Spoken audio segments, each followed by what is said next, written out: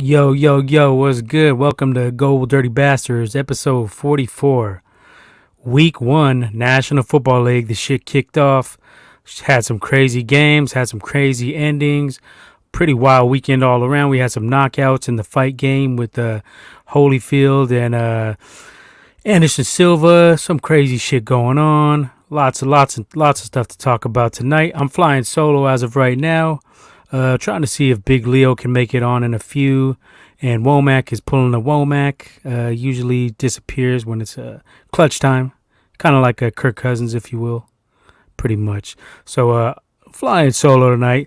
And like I said, we had a crazy action-packed weekend. If this is your first time tuning into Gold Dirty Bastards, we talk a lot of stuff here. We talk sports, we talk movies, a little bit of TV shows, Marvel Cinematic Universe, some Disney Plus stuff, What If, a lot of stuff, hip-hop. So if you're just tuning in for the first time, give us a like and subscribe. And yeah, that's pretty much what we do around here. We talk a lot of shit. We're a little vulgar, but we're pretty good at what we do. Talk shit. So thanks for tuning in, and make sure you give us a like and subscribe. If you haven't already joined us on Instagram, we have Instagram as well at Gold Dirty Bastards with the Z podcast. And we post a lot of funny memes, talk a lot of shit on there as well. Take some polls, all kinds of stuff. So let's start with, I guess we'll start with week 1 in the NFL. So I don't know about you guys, but I caught a lot of the games on, I got the Sunday ticket. I had the iPad out. I was tuned in on trying to stay involved in everything.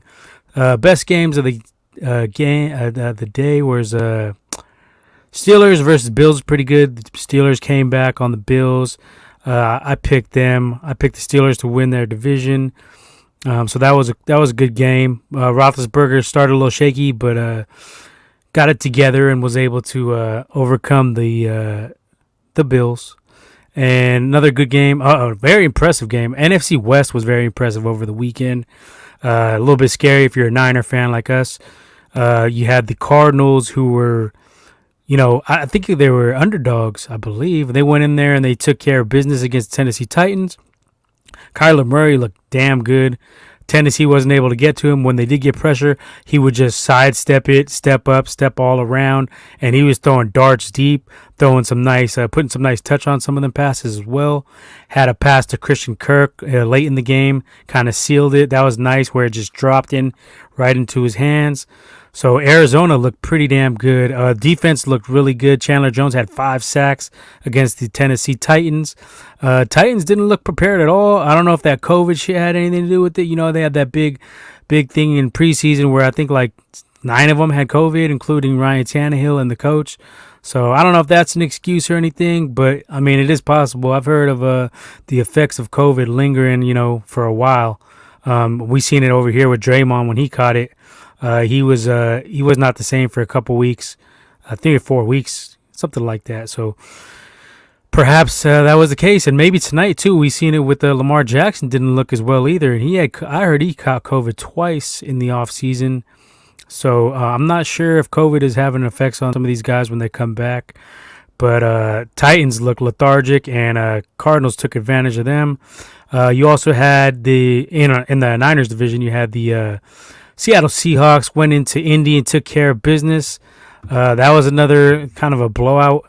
I thought that would be a little bit closer than it was. That was kind of a shock to me that Indy just kind of got rolled over. When I seen that Wentz was starting, I thought that Indy would be a little bit more of a challenge for the Seahawks. But Russell Wilson, man, he was looking at midseason form.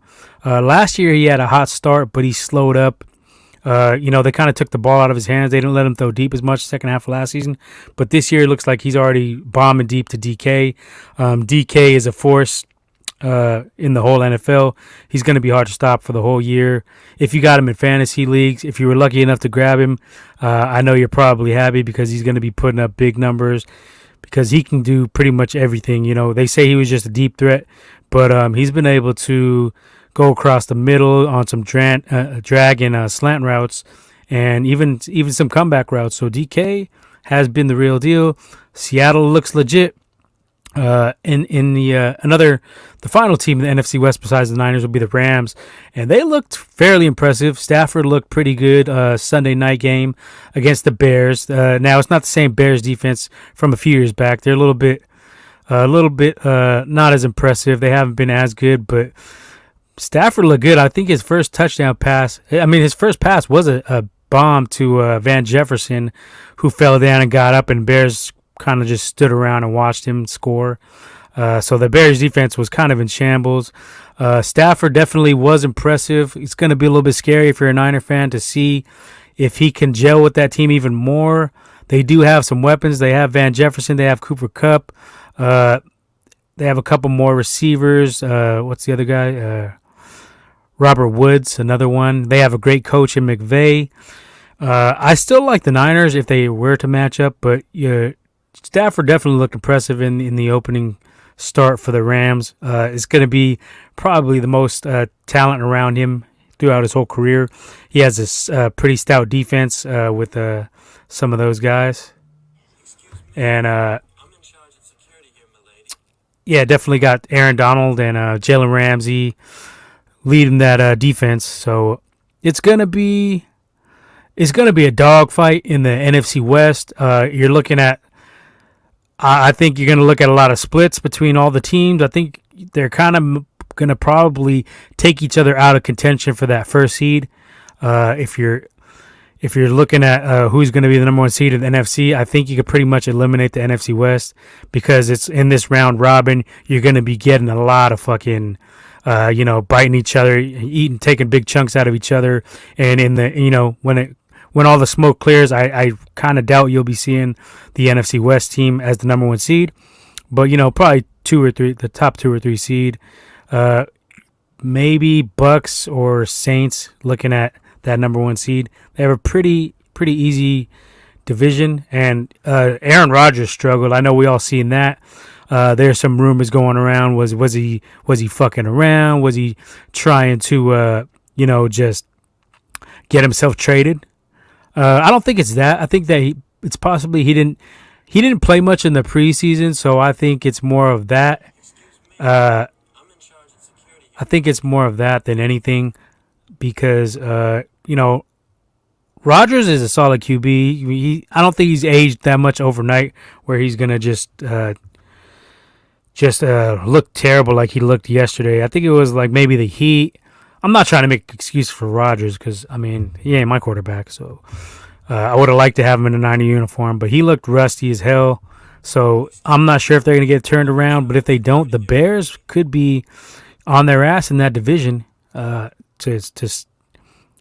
could be nipping at their heels if they put Justin Fields in. Justin Fields looked nice. He had a touchdown run. But that was an explosive run. It wasn't just no average run. It looked, he took the ball from about the 5-yard line, and he looked like a damn near fast running back. And I think he trucked a guy, broke a couple tackles to get his way into the end zone. You could see that Justin Fields got some explosion in him. He's going to be one of those mobile quarterbacks that scores a lot of TDs, rushing. I think the Bears will be wise to just throw him in. I think you got that Rams defense out of the way. Might as well give this dude a chance to shine now. Andy Dalton is going to not do much for you. Andy Dalton, at this point in his career, is a good backup, and that's what he should be. You should turn the ranks over to Justin Fields. Let him open up the field for Allen Robinson. Open up the run game. You can run some read options, some zone reads, all that good stuff. And I think Justin Fields is pretty polished. He has nice touch on the ball. He can zip them in there. He can loft them over the top. So I would be inclined to start Justin Fields if I was the Bears, but who knows what the fuck the Bears do because, they be doing some bullshit anyways. Another kind of a big surprise would be the Eagles yesterday. They took care of business against the Falcons. They beat them 32-6. And Jalen Hurts looked good. He was spreading the ball around. Devontae Smith had a touchdown, the rookie out of Alabama. Miles Sanders had 74 yards, it looks like. And Jalen Reagor had a TD as well. So the Eagles getting their young receiving core involved in the game and, using some of Jalen Hurts' strengths. I've seen him running some some read options, RPOs, getting him out of the pocket a little bit. And he's coming to town this week, so we'll be getting an up and close view of the Eagles this week. And they could present some problems to our 49ers defense because we have struggled in the past against some of these mobile QBs, guys who can get out of the pocket. And, it's going to be a test, actually, because we have a struggling secondary. We'll get into that more later, but we had some injuries in that Lions game.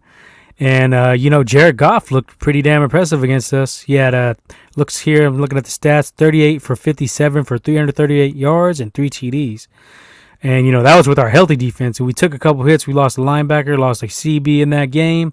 So, man, it's going to be a little bit scary going into Philly, traveling 10 a.m. road game. I still would pick the Niners in that game, but it is going to be a little bit tougher than I thought initially when we were looking at the schedule. We were looking at it, and everybody was kind of circling, saying that's going to be an easy win for the Niners. But it doesn't look like it's going to be the case because they got some running backs as well. Like I said, Miles Sanders was looking pretty impressive. Kenneth Gainwell, rookie out of, I believe, Kentucky. He was looking pretty good. He was catching the ball out of the backfield. And, my bad. I think he's from Memphis. I seen his film coming out, and he's pretty damn good. He's a little scat back type. He was very productive in college, but it looks like he's transferring that over to the NFL. So Niner fans, we could be in for a pretty goddamn big battle early in the morning on Sunday. So that's a little bit worrisome, especially with the corner depth, linebacker depth. Hopefully Ayuk shows up because he was I don't know if it was just because of injury, but he was non-factor this week. Another kind of an upset would be Bengals versus Vikings, and it was impressive to see Joe Burrow come back and make some big throws, hit Jamar Chase for a long TD. Chase had 5 receptions, 101 yards, 1 TD in his debut. I'm not surprised by that at all. I know a lot of people were down on him in preseason because he had some drops, but I seen him play at LSU. This dude is a beast. I think he missed last season because of COVID, but Jamar Chase is a monster. When he gets it going and you pair him up with T. Higgins, and the Bengals got a nice little offense. They also got Joe Mixon there. So they got a nice little set of quadruplets, I guess, if you would. And if they can get their defense to show up, they're going to be a force eventually. Not this year, but eventually in the AFC North. I think this year is going to be the Steelers' year. I said that already a couple times. But I just think that Roethlisberger is kind of on a little revenge tour. They got him some help with Najee. The defense is a little bit solidified, returning some players from injuries. Devin Bush is coming back. You got T.J. Watt still. So they got some defense. But Bengals were impressive. Joe Burrow looked impressive coming back. Hopefully he can stay healthy behind that patchwork O-line. We already talked about the Titans. What other games stood out? Impressive win for the Chargers as well, going on the road and taking care of business against the very stout, very nice Washington, whatever they're called, Washington football team defense. They're pretty impressive last season, and I think they're returning most of their starters, and they picked up a couple guys here and there. So that was impressive for a young quarterback, Justin Herbert, who I think is going to excel this year. I picked him to be the MVP of the league because just of the recent history, the second-year players have been winning that lately. You had Patrick Mahomes do it. You had Lamar Jackson do it, both in their second year. So I'm going to go with that second-year trend, and I think I've seen enough out of Justin Herbert to be really impressed. He won Rookie of the Year last year, and I think he's going to take it to another level. You got a healthy Keenan Allen. You still got Mike Williams. They added, who's the tight end they added? Jared Cook, the veteran tight end, who can be a good presence for safety, security blanket for Justin Herbert. So I think if they could get their defense to remain healthy with Derwin James back there and Bosa up front, I think they could do some damage. I actually picked them to upset the Chiefs in the division. I could be just crazy, but I kind of just have that feeling that Herbert's going to take it to another level. And historically, the Chargers have given the Chiefs some problems and Mahomes some problems lately in the last few times they played them. So Washington lost their QB in that one. They lost Fitzpatrick, my bad. They lost Ryan Fitzpatrick. He'll be out for, I believe, 8 weeks. So they got Heineken starting. So that team probably looking at not making the playoffs unless the defense just totally carries them. But I don't know if they're going to get enough done offensively to make it. So whole NFC East was pretty much a disappointment. Everybody took a L week 1. So you're looking at another black and blue division where it's going to be ugly probably. Cowboys, Eagles, Redskins, Giants, nobody really differentiating themselves. I think they're all going to be kind of like the NFC West, but like a weaker bootleg version where these guys are going to be knocking each other out, but other teams are going to be beating them as well. Whereas the NFC West, they're going to knock each other, beat each other, and probably split a lot of games, but I think they'll be taking care of business when they go and play interdivisional, interconference games. But, NFC least looks like it's shaping up to be NFC least again. Panthers defeated the Jets 19-14. Darnold looked fairly decent, 24 of 35, 279 yards and 1 TD. McCaffrey was back, 21 carries, 98 yards. The rookie Zach Wilson was fairly impressive. I've been up and down on Zach Wilson. I liked him coming out at first, but then I was kind of sketchy because some of the stuff. I mean, he looks like kind of like a Manziel to me in some ways, where he's kind of careless at times, and I don't think he's faced the NFL competition. But he looked pretty decent against the Panthers week 1. And they did surround him. I'll give him that. The Jets actually have surrounded him with some weapons. They got Corey Davis. They got hold on. I think my comrade is in the house. Big Leo. What it do? Yo, what's up? We live. Oh, I see you got the upgrade in the house. That's what's up. Yes. Upgrade in the house. Wi-Fi's hella tripping. Yeah, it's all good. So I was just doing a rundown of the week 1. All right. Just saying what stood out to me and kind of running through the games. I was on the Jets and the Panthers. I don't know if you got to see any of that one, but Zach Wilson, he looked all right. Sam Darnold looked all right as well. So Zach Wilson's stat line, 258 yards, 2 TDs and 1 interception. Not bad for a rookie. 20 of 37. So, I mean, it ain't great, but it ain't terrible for Zach Wilson. Yeah, so one of the quick highlights that I seen is he did like a little rollout, Zach Wilson, I believe, to his left, and he found Corey receiver. Davis? Yeah, Corey Davis, there you go. They got Denzel Mims, and they got Crowder as well. So they got some receivers. They got some weapons, yeah. So that was I didn't see too much of that game, but I seen the highlights. No. I watched that NFL Primetime. I watched that Primetime with Chris Berman on the ESPN Plus. Highly recommended if you're a Berman fan and you like the old school shit. No more Tom Jackson. He retired, but they got Booger McFarland on there with Berman, and they do all right together. Berman's funny. A lot of people hate Berman. I grew up with Berman, so I love Berman. He's fucking hilarious to me. Them highlights. He was in that movie with Adam Sandler, Longest Yard. Berman gets a lot of hate, but I think he's funny. Yeah. And that rant too when he went crazy on YouTube. If you look that shit up, seen that, yeah. That shit was hilarious. He was cussing everybody out. Jesus fucking Christ! What do you guys do around here? I mean, come on, where do you get these guys? Yeah. He was going off. It was like Christian Bale type shit from Berman, and that shit's hilarious. Coming, he's like got that cartoonish personality. So when you see that, it's just funny. It's just fucking that shit is hilarious. Highly recommend checking that out. Berman rant on YouTube. You can find that. Yep. What any other games stood out to you? I kind of ran through almost everything. Surprised Texans whooped on the Jags. I didn't see that one coming. I had a horrible week in my picks. I think I had 6 out of 8. I think Womack took the lead, right, on the Womack. Wild Womack with the wild card. 9 and 5, I believe.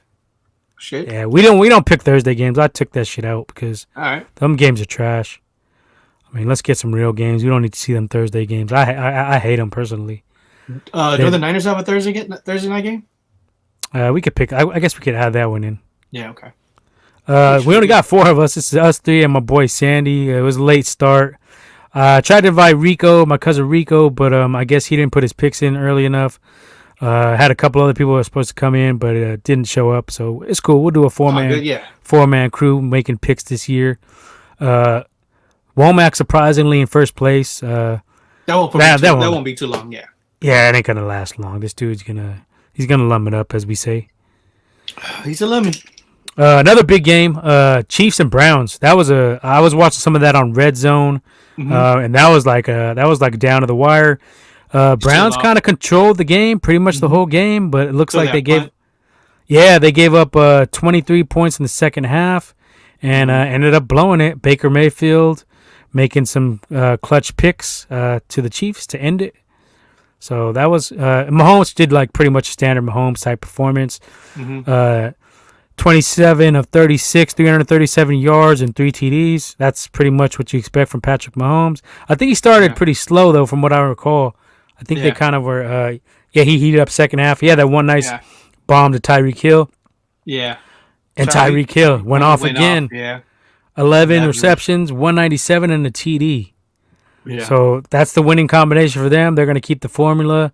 Defense still looking kind of suspect. Yeah. But if they could get some production out of Clyde Edwards-Helaire, they could be back to the Super Bowl caliber.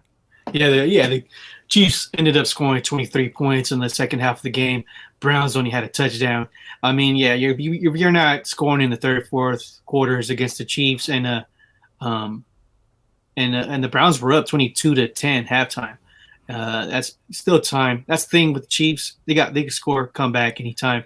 That's their thing. That's their thing. So you can never count them out. Browns did look pretty good.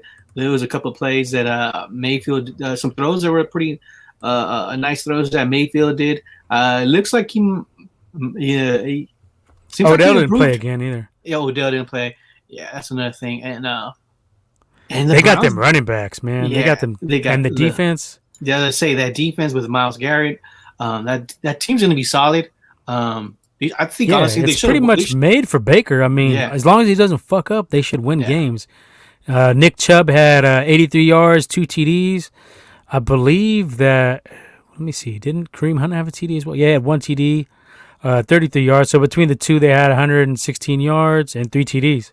Yeah. That's what I'm saying. They're going to get production out of their backs and their defense. So they're going to be, like you said, I think they're going to be a player in the AFC. I just don't know if Baker Mayfield will ever get him to the next level. Makes that jump, I'm not a big fan of his, and he makes some crucial interceptions throughout his career so far. I know he's young, but he kind of had that dickhead mentality where he don't give a fuck. He's like a bootleg Brett Favre, Manziel type. So I don't know. I think they could make the playoffs again and make some noise, but when you go up against an elite quarterback, it's going to be probably the same result. They'll have an early lead and probably blow it. Yeah. So that's another thing. Yeah, hold those leads. And we had Dolphins and Patriots. That was another entertaining one. I watched some of that. I didn't see none of that. Yeah, because I had the iPad. But you know me, I go all out on Sunday. I had the iPad with the NFL ticket, and I had the Niner game on. So I'm like, my eyes are moving all over the place, posting shit up for the site. Man, I was just like crazy. Sundays are crazy. I'm in four fantasy leagues. It's like a fucking blur for me. Lucky I don't drink anymore, because shit would get all fucking sloppy.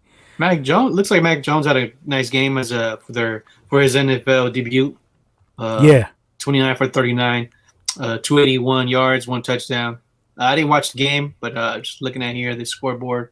I was watching some of it, and I seen the stats, and Mac Jones looked okay. He definitely looked. He wasn't the reason they lost. I think Jonnu Smith had a crucial fumble. Oh wow. Okay.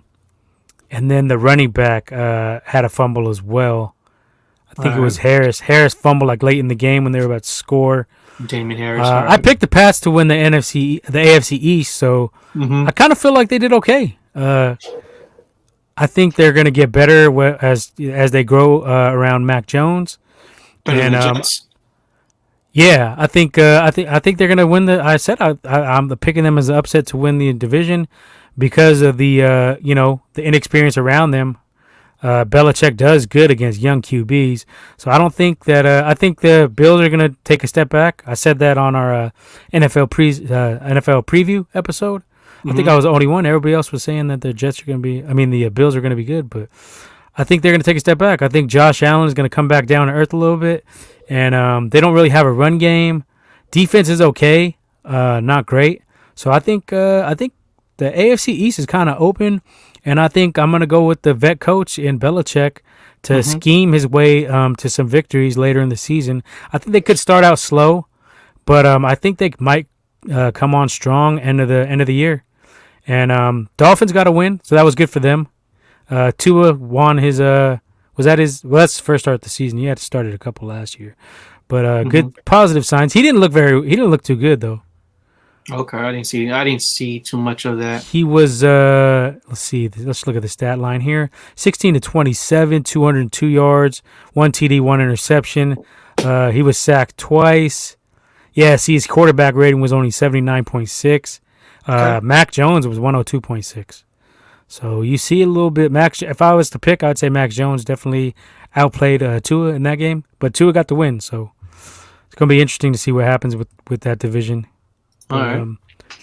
That was one of those ones that came down to the wire, came down to the end, and Dolphins were able to steal it on the road. Big surprise. I don't think any of us seen this coming. Packers and Saints. The Saints jumped all over the Packers early and dominated the whole game. I mean, they held them to 3 points. Rodgers looked like shit. I talked about it a little bit earlier on the show. Rodgers, you sent that funny ass meme earlier of Rodgers where he's looking all old as fuck, looking like a washed up blackjack poker player or some shit, looking like fucking Negan's stunt double from Walking Dead. Fucking cold. He looked fucked up, man. I don't know if he's on some oxycodone or what the fuck. Looked like he's on some other shit, man. I think he'll turn it around, but man, I don't know. They're saying like I said earlier, a lot of people are saying it's an act. He's just trying to get traded. Yeah. I don't know if he'd do that. I don't think Rodgers type to do that, do you? That's what they're saying. I mean, I've seen the little comments here and there. Maybe he's just doing it just to fuck with the Packers. I mean, I doubt it. I mean, he's a Hall of Famer. I don't know why he would do that. But I don't know. I mean, he might be just mad enough to do that shit because that GM is a fucking idiot. Yeah, so I don't know. I mean, it's early though. Yeah, that's another thing. It's early. It's early though. Packers have struggled early in the season for the last few years, if I remember correctly, and then they kind of turn it on. Yeah. Remember, he had that whole little speech, REALAX, relax. Somebody saying some shit like that, and they turned it on. So I think it's still their division to win, but they got to be careful because if Fields gets to start, I think the Bears could jump in there and swoop. I said that as well on the season preview, that I had the Bears could be a force in that division if they start Justin Fields. I think that kind of energy can just turn around a team quickly. So they could be a upstart team. They could be on the Packers' ass if they start off slow. It might be an uphill battle for the Packers. I know the Bears lost too, but I mean they were way more impressive than the Packers. They actually had some stuff going on offense where the Packers looked like they were just in preseason mode still. That's another thing too, yeah. So I think Rodgers didn't play at all, so that could be a factor. They're going up against the Lions next week, so if they lose that one, then we could fucking start saying. Then it's like okay, it's really an issue. But more than likely they'll come back, take care of business against you can't count Goff and the Lions. I mean, they only get sick against us in the fourth quarter.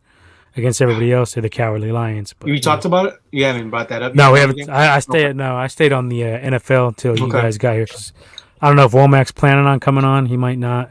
Yeah, no, possibly. I don't know. We already know Womack. Maybe. He's been like this forever. I mean, football practice. He used to miss football practice all the time. I never missed a practice.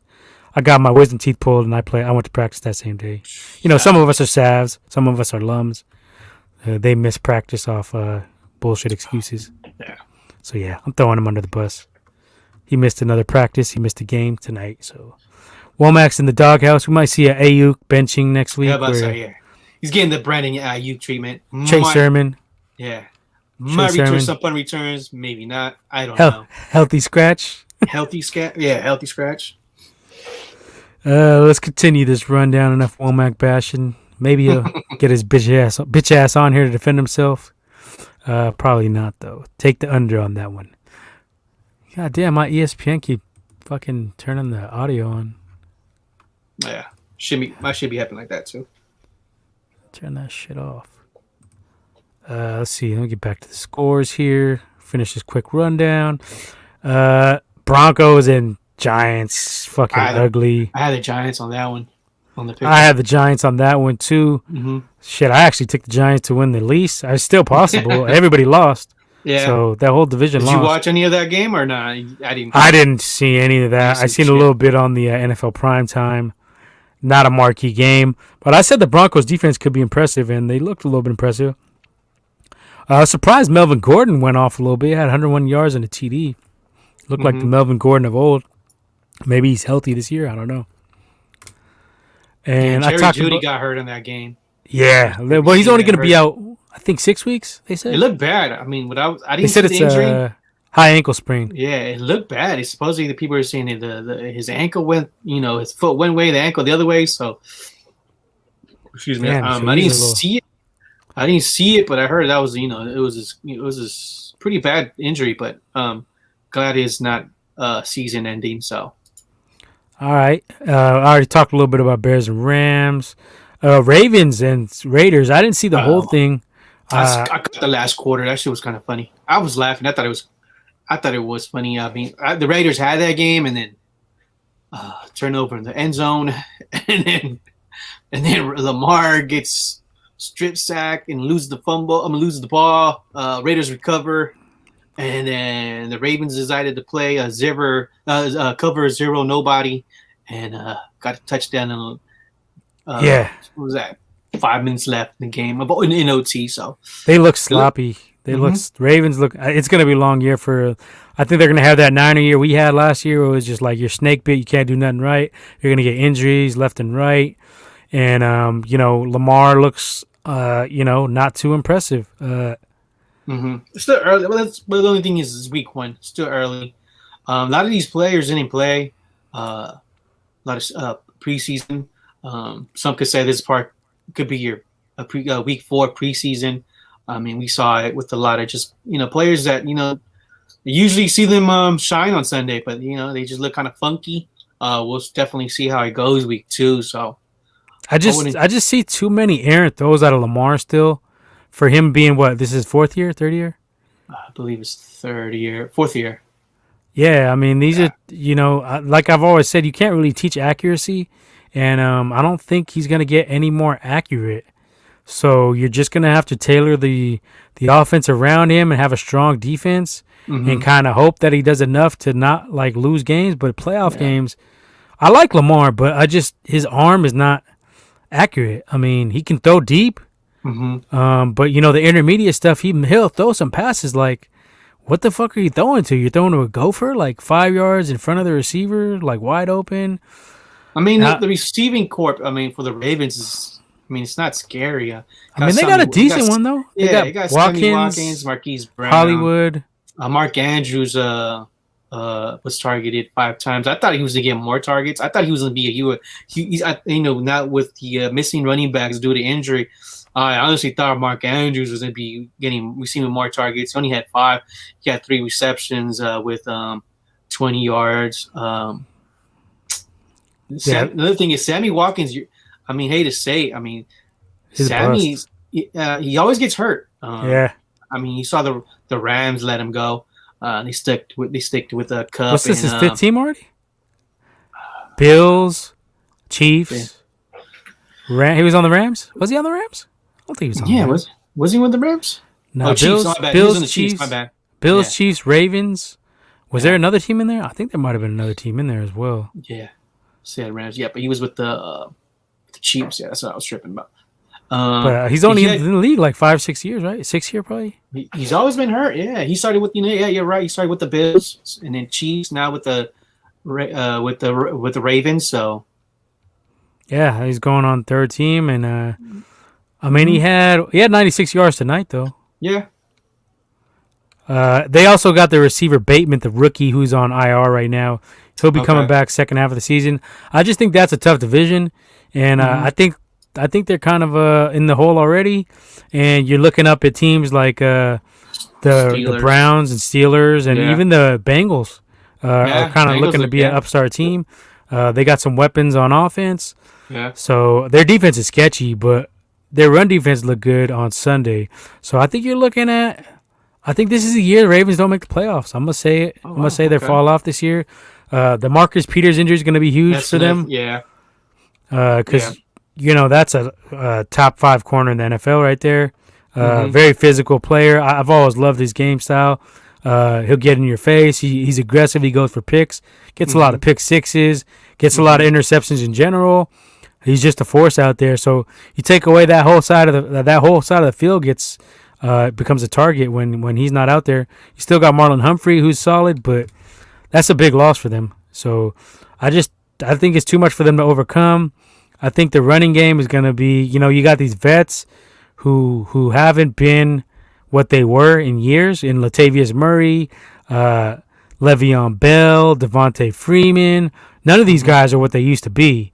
Even Latavius is, he's been okay, but the last 2 years he was, when he was with the Raiders, he was kind of a beast. But he's looked a little bit slower. Still has some ball security issues sometimes. He's getting up there in age. And Le'Veon as well. Le'Veon, you haven't seen much explosion out of him. I mean, he didn't get a lot of opportunities in Kansas City, but I just think that you're looking at a team. I think they're not looking at the playoffs. I think they're on outside looking in. I like Harbaugh as a coach. He's always been a great coach, but I think they're just that year where they're snake bit and there's just nothing they can really do about it. Just maybe draft better next year and get Marcus Peters back and some of these running backs back, and hopefully they can turn it around. But they might have to make some crucial decisions in the next couple of years with Lamar. Is he your quarterback? Yeah. Because he does have some limitations, man. He has limitations. Get some upgrade in the receiver, running back. I mean, of course, this year. Yeah. But I thought they were gonna make that jump a little bit more better with Dobbins. So, but yeah. So Raiders got to win in their opening game.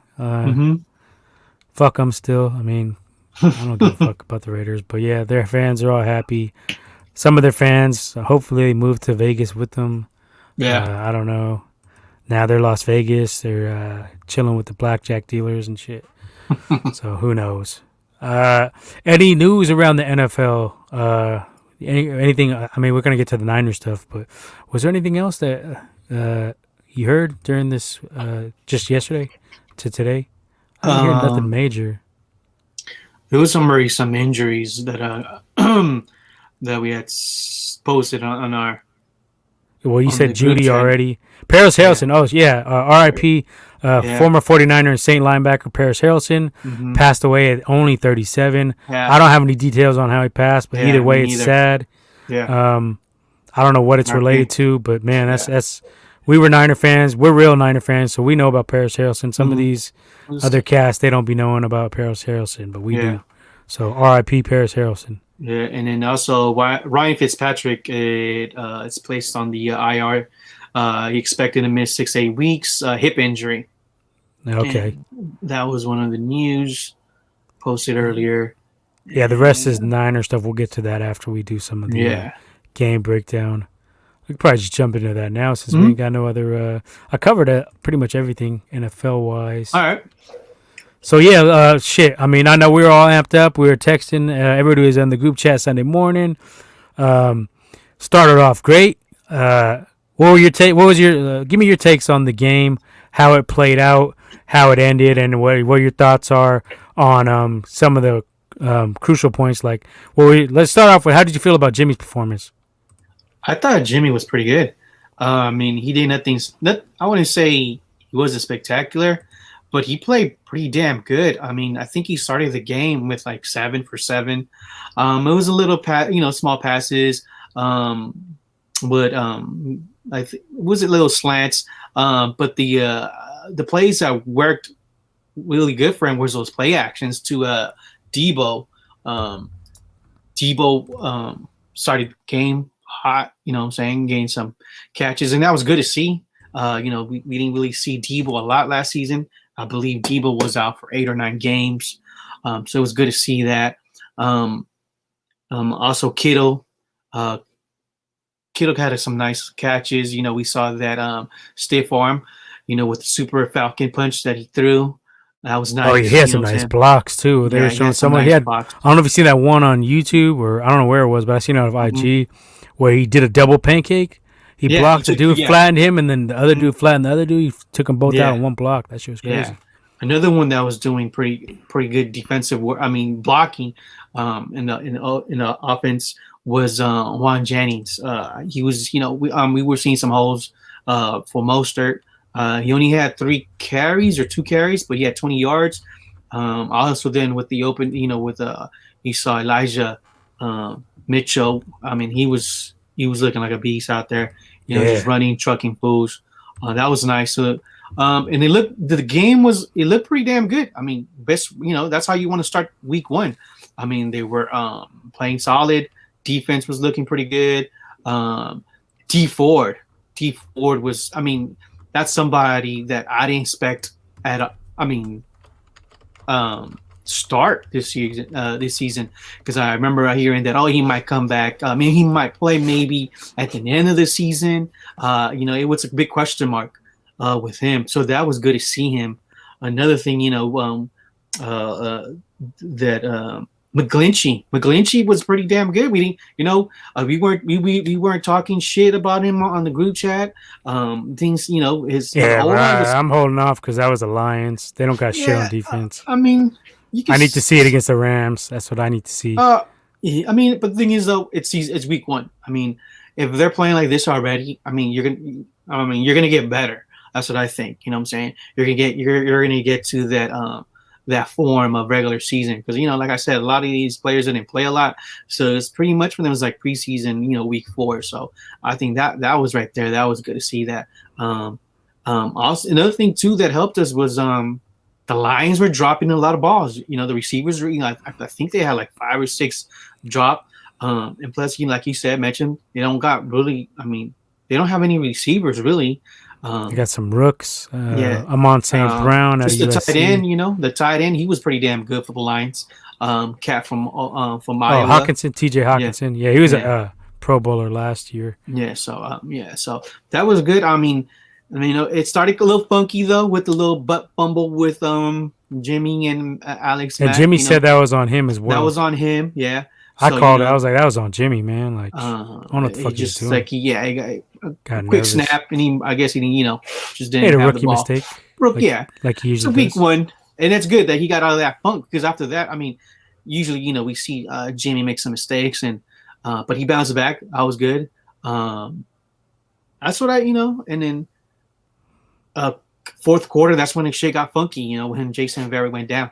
It was some fluke shit involved, but after the fluke stuff, we didn't respond well. We were still letting them bomb on us up and down the field.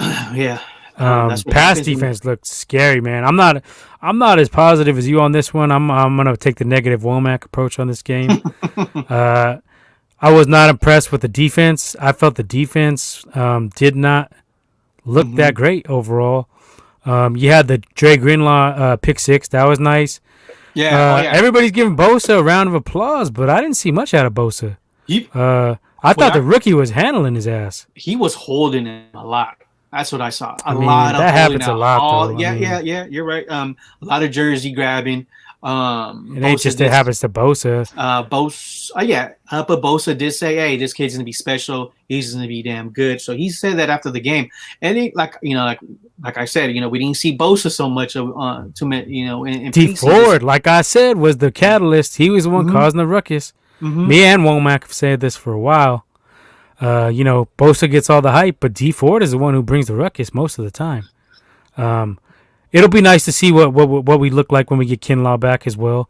I think that was huge. That's going to be a factor because our run defense looked bad. Yeah. They were doing a lot of that widespread. Yeah, too wide. I don't like that shit either. That's you could tell like wide 9. Yeah, you could tell and Armstead wasn't really doing too much. He had pressures here and there. I wanted to trade years ago, but nothing spectacular. You know what I'm saying? For somebody because Armstead is going to be that player. Is that we decided to keep him instead of Buckner, but Buckner wanted that big contract, so it was I think what was pretty much known that he wanted that big fat contract, and they got Kinlaw, and I think that was huge. Kinlaw not playing. I hope Kinlaw comes back. Supposedly he's potentially to practice. They're saying Wednesday. This knee is a lingering thing, though. This was known about before the draft.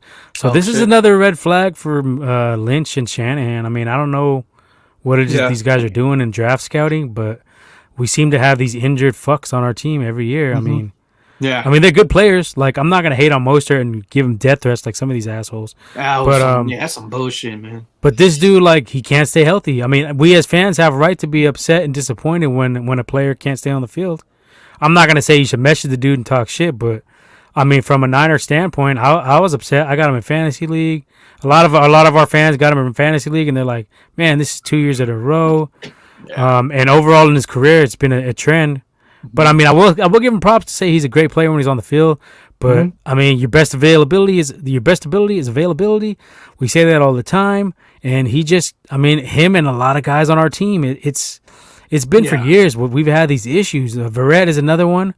A lot of people were hyped up on him. I liked Verrett though, but this is the shit that people say, oh, I'm negative at times. Yeah, because I see the shit that's going to happen down the road when a lot of our fans are short-sighted. They don't look at, the depth of our corners. Oh, we're good. We're solid. We got Verrett. I'm like, yeah, but this dude been hurt for hella times. Like, you're putting all your eggs in these guys' baskets. Same with Jalen Hurd. Oh, we don't need to get anybody. We got Jalen Hurd. Well, yeah, now look at Jalen Hurd. He's not even on the fucking field again.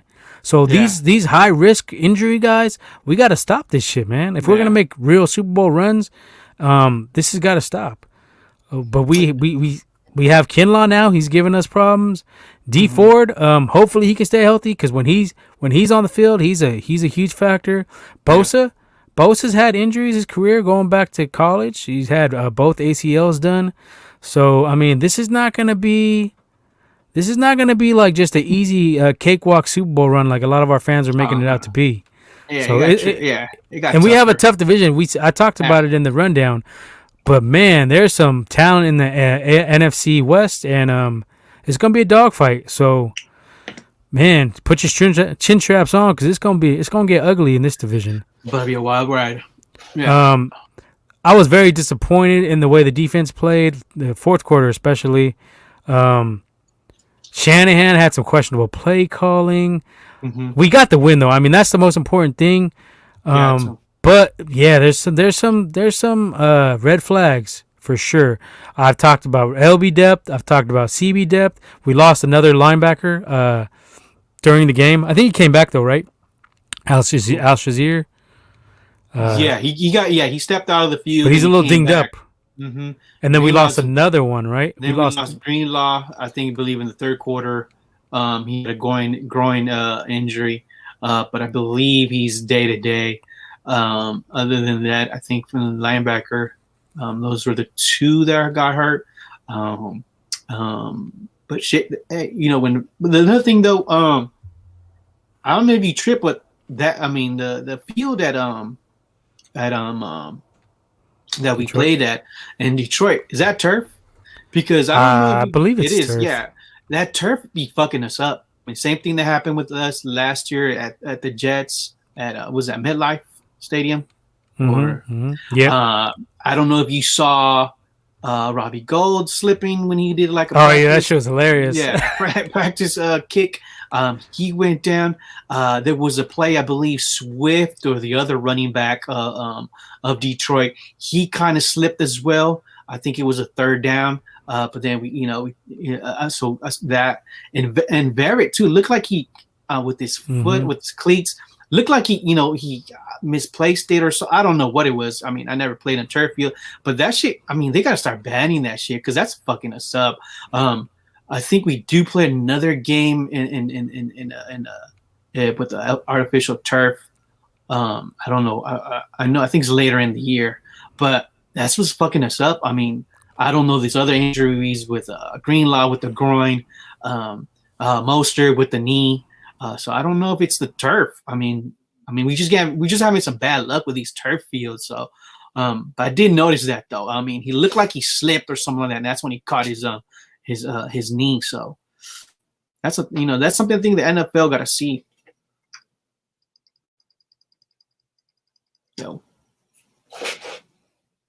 Yo, Nip. Oh, looks like we lost Nip. Yo, Nip. Looks like you're taking a nap. All right, let's wait till Nip pops back in here. Or is it me? No. Let me text him real quick. quick see if it's me or him. Nope. Looks like he bounced. All right. I'm going to hold it down here for a minute. Wait till Nip bounces back.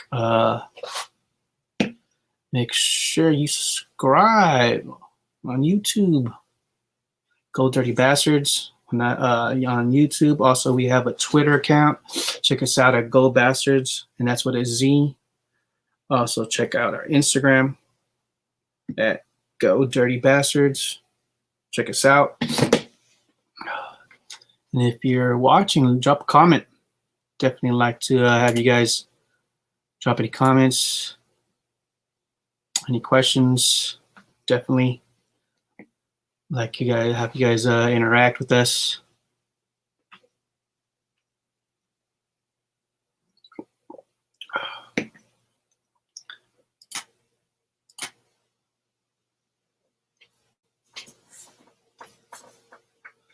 Should have Nip bouncing back on that. He's probably having some Wi-Fi problems.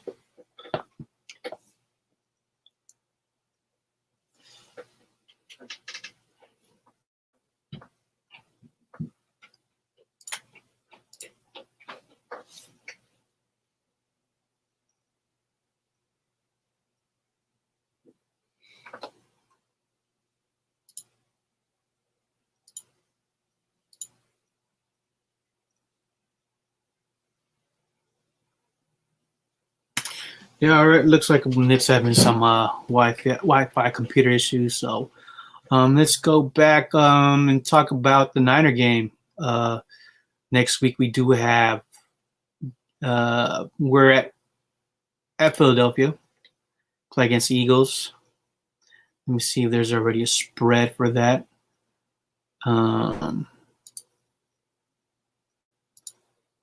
Just give me a second. So let's go to week 2.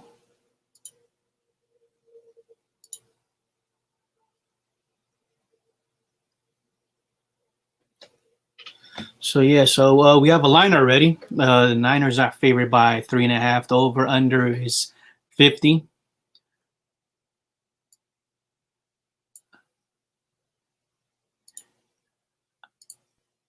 And the game time is at 10 a.m. Pacific time. This will be played at Lincoln Financial Field in Philadelphia. You get tickets as low as $150 on StubHub, so check that out. And just a quick stats. So Jimmy went for 17 for 25. Yeah, I'm back. That shit was tripping, bro. Yards. Yo, what's up? You back? Yeah, that shit went to the Matrix. I ain't never seen no shit like that. Hella little black rectangles started like popping up on my screen. What? The whole computer like shut down. Oh, what the fuck? That was Neo. Yeah. Neo was trying to hit you up. Anyway, go ahead. What were you saying? I was already talking about next week. I was just talking about the spread already for next week. The Niners are minus 3.5. The over under is 50. And I was just mentioning some quick players to watch for next week with Jimmy. You know, he's 17 for 25, 314 yards with a touchdown. Let me get on Jimmy real quick. Yeah, go ahead. Okay, I was definitely impressed with that, but I need to see that against better defenses. Lions don't offer really anything. Do they even have a pass rusher? Who is their pass rusher? I don't know. I have no clue. So it was definitely a good performance from Jimmy, but a lot of them throws were wide open throws. So Shanahan did a great job of scheming because Jimmy had some, these dudes were wide open, and he was still a little bit off. He was throwing them a little bit high. They were having to reach for him. Even that long pass to Debo, that was a duck. He got hit as he threw it. That was more Debo. Than Jimmy. But I gotta give him props. I mean, Jimmy, he knew he was going to get hit. He saw the one-on-one coverage, and he threw that shit. Usually, what we would see, Jimmy try to avoid a sack and just look lost, confused. Yeah, no, that was good. So he had balls in that play. First he looked. Like you said, Debo adjusted it. Didn't get no offensive PI. Read it perfectly. Saw the throw. Caught that shit, and then Debo put the burners and he was gone. And I was kind of surprised because I was like, oh shit, Debo's fast as fuck. So Yeah, he turned on the burners. mm-hmm. I just need to see. We need to see it. I don't know what the Eagles bring to the defense side of the ball. They don't got too much either. You got good D line. D line is pretty solid, so we might get a little test next week. It's gonna be a good game. It's gonna be a good fucking game. It's gonna be closer, much closer than I know. A lot of people were saying, "Oh, Eagles definitely take the." Yeah, we were already saying 2-0 when we did our preview. Mm-hmm. But another thing is, though, look who the Eagles play. They played Atlanta. Atlanta's trash. I thought they would play a little better with Kyle Pitts there in the tight end position, but just worry about our secondary. They got two fast receivers. They got Rager and Dante Smith. Yeah, and they got they got the rookie. Who's other? Yeah, the rookie from Alabama. That's my only concern. Hope Dante Johnson is not on the field. I hope he's a healthy scratch because we don't need him. You saw what happened. He gave up. You see, you mentioned we drafted it. We got we picked up Dre Kirkpatrick today at CB to booster the cornerback position. Now the Verrett's confirmed out for the season. So you posted the thing in the group chat about his stats. Yeah, they were bad, but I mean, I feel like our defense is better than the Cardinals. Front seven, so we should be able to get more pressure. He shouldn't be out there on an island as much, and it's a different scheme. He's like a taller, lankier cornerback. So I think in cover 3, he could be. I mean, I'm not gonna say he's gonna be all pro level, but he could be serviceable. Fill in, because we got rookies back there. We got Lenore and Ambry Thomas, who looked bad. Diamondre Lenore looked okay. Yeah, he looked good. But yeah, I thought Thomas was gonna be better, but so far he hasn't been looking too nice out there. So he gave up some plays. He got burnt deep, I believe, once, and the depth is really bad. So Kirkpatrick, I would say he's better than Dante Johnson. Just right now, if you throw him in there right now, I would definitely take him over Dante Johnson. Yeah. I think he'll be a slight upgrade over him at least, and give us some depth. There's been talk of us bringing back Sherman, but I think I don't know, because if you put Josh Norman and Sherman out there at the same time, them speedy receivers are going to give us some problems. It would have been dope like 5 or 6 years ago if you had that cornerback tandem, but yeah. I think also what I heard is it looks like the Niners are still going to try to get cornerbacks. I mean, I'm pretty sure they're going to see how this week goes. So who's our start? Who's our cornerback? Or one cornerback is going to go to. They said Mosley may come back. Mosley may come back. Well, he'll be starting if he comes back. He'll be number 1, and then I'm thinking you probably put Lamar. Okay, and Quan Williams at 3. Yeah. Right. And then Ambry at 4 and Kirkpatrick later on. Maybe you see Josh Norman in there getting rotated in and out a little bit. But man, it's gonna be a problem. You can see Ufanga play a little bit more too. I think. I think Jimmy Ward on that fucking tackle. I didn't get to mention that. What the fuck was that? Like, you got shook by that running back in the open field. Oh, in the fourth quarter? Yeah, that's what kind of started their little run. Mm-hmm. He read it wrong. Whiffed. Yeah. Javi, where you at, Javi? Jimmy's your boy. But other than that, he played pretty damn good. Tart too, for somebody that seemed like he was not going to play with. He got snagged on by Hawkinson on that one though. Other than that, yeah, and he had that. I mean, I know he kind of hit him with his helmet, but that was a solid play. When he swatted the ball down or something like that, or I think punched it out of his hand or something. But I think that was a solid play. And like I was mentioning too, like for somebody like for Tart that he was been having another thing too. He was having an issue with a turf toe. A lot of people thought he was not going to come back, maybe not play anymore in the but Tart looked pretty good. I know he missed a lot of games last season, but it was kind of solid. And then like you said, we did play the Lions, so I just think they just get a little bit better now. And this team knows that it could. I mean, it's we could hit the playoffs. So I don't.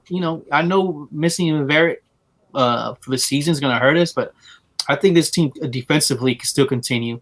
and be a top defensive team. Yeah, if we get Kinlaw back, that's going to help a little bit right there. Offensively, we know we can score. I mean, we dropped 41 the Lions, and I think it's going to come down is in the NFC West, who has the best defense. I think our offense is going to have to carry us, though, now.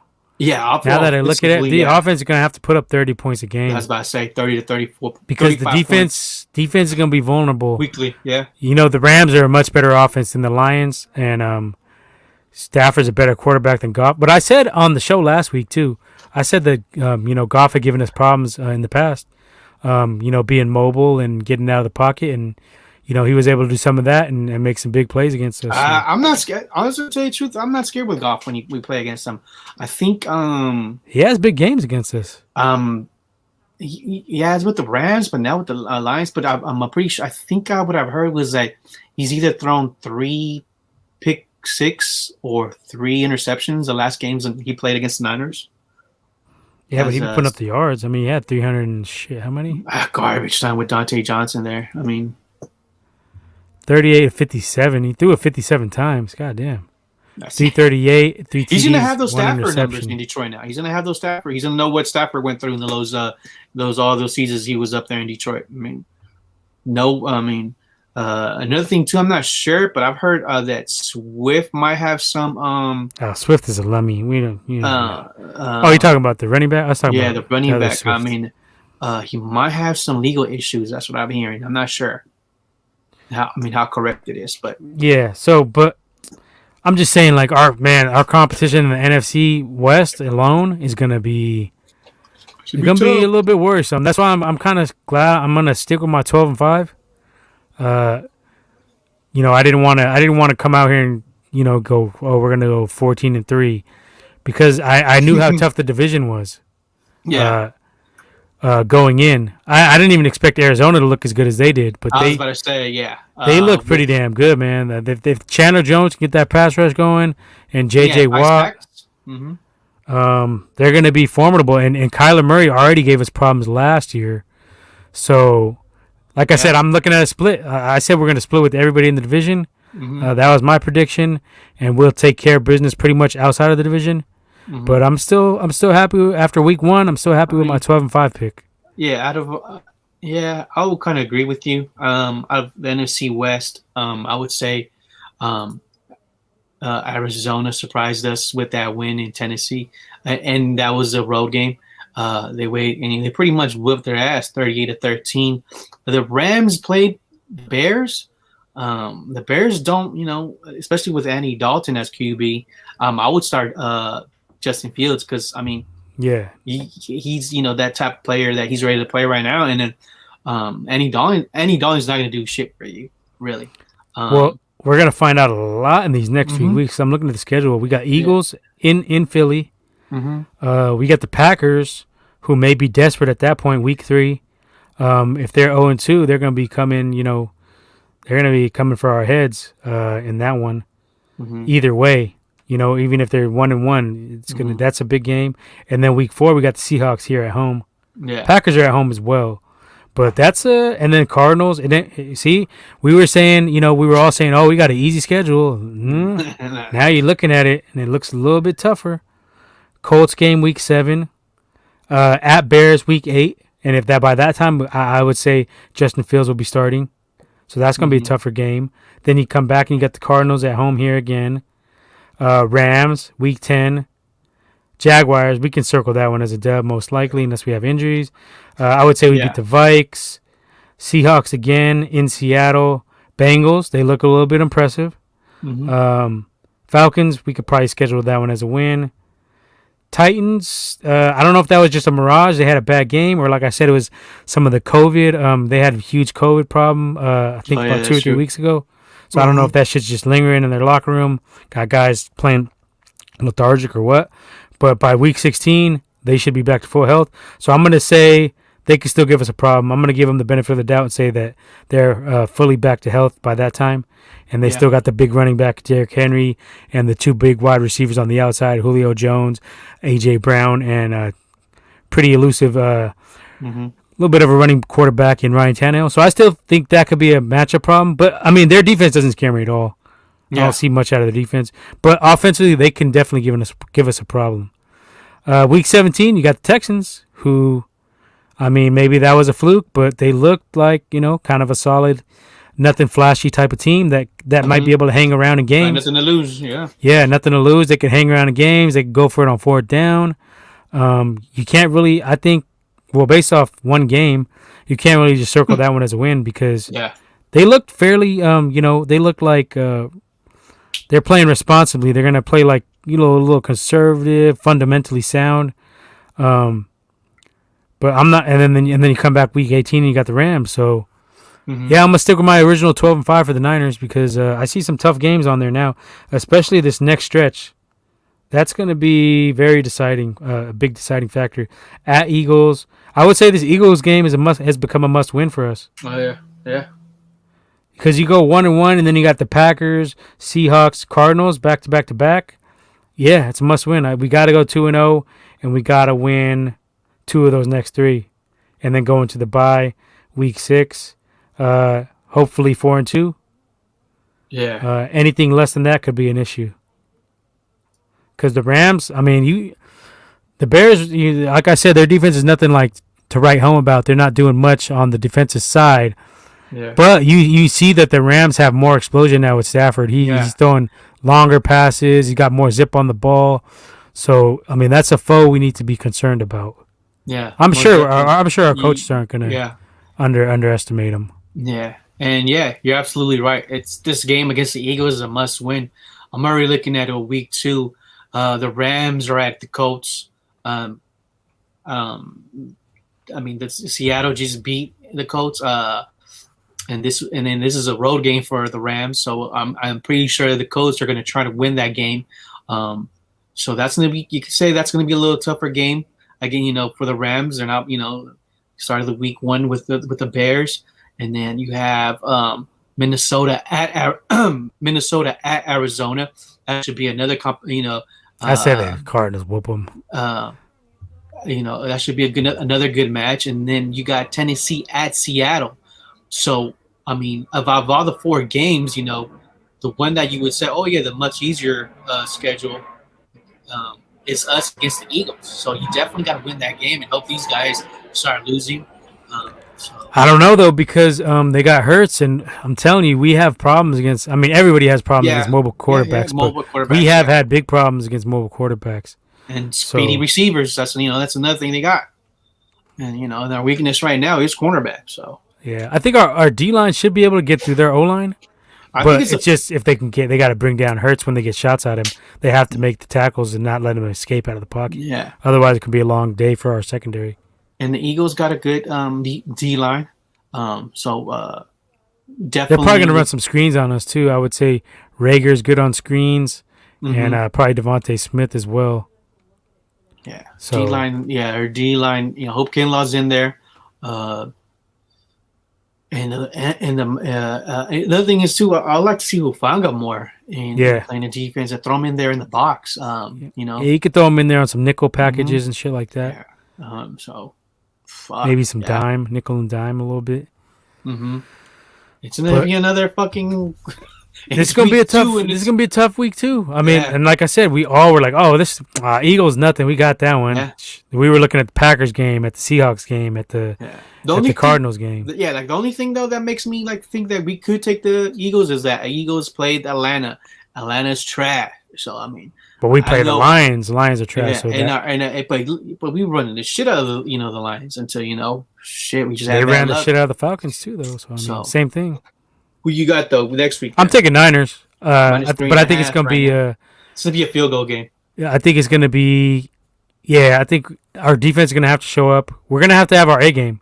It's not gonna be a walk. Everybody going into before the season when we're looking at schedule, it's a easy win for us. This is definitely not gonna be an easy game, but I think we'll pull it out. I think we're gonna stick to the run game. Maybe keep Hurts off the field. Do some ball control. Maybe throw Lance in there and let him pass the ball instead of just the design runs they're waiting on him. You seen there was 4 Lions just waiting on that one when he tried to do that.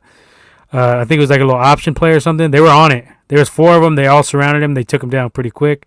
So you got to get more creative with him. You can't just use him. They know the runs are coming when he's in there. I would run him with play actions and throw it deep and let him or run some bootlegs where he's passing the ball out of the pocket. Yeah. If you're going to use him raw, I wouldn't even recommend using him, honestly. Only in the red zone, I would say to use him. Or maybe short yardage. That was a nice play, though, with the touchdown with Sherfield. That was nice. But I would still, I would still start him. I mean, it's too late now. Jimmy's starting. So I just think you got to you got to be careful here how you use them. Because if you're just bringing in Trey and the defense knows, they're just gonna load up for the run, load the box. So we gotta hopefully. I think Shanahan knows he's gonna have to get a little more creative, run some play actions with Trey next week, and not as much of a wildcat. Just run him in a regular shotgun, run him in a regular single back formation. You don't have to do the trickery with him. He's an NFL quarterback. He's not a fucking running back playing quarterback. He's a he's got the arm strength, probably better than Jimmy, definitely better than Jimmy, and better than a lot of NFL starting quarterbacks. So don't just bring him out there and do this trick, Taysom Hill shit, because he's more of a better quarterback than Taysom Hill. Yeah. So let him go out there. If you're gonna let him out there, let him throw the ball. Let him air it out a little bit, and then it'll mix up the defense a little bit more. They'll be a little bit more confused. Don't be too predictable with Trey Lance if you're gonna use him. Yeah, and definitely gotta see more of a. The non-factors for week one on that field, and that was Trey Sermon and Ayuk.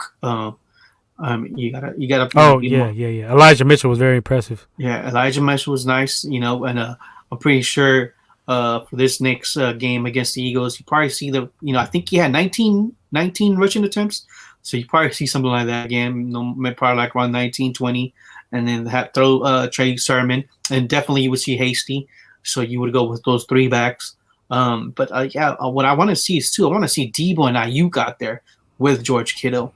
You know what I'm saying? With Jimmy, with this better O-line. I mean, because O-line was solid. I want to see that. And then, like you said, throw Trey Lance with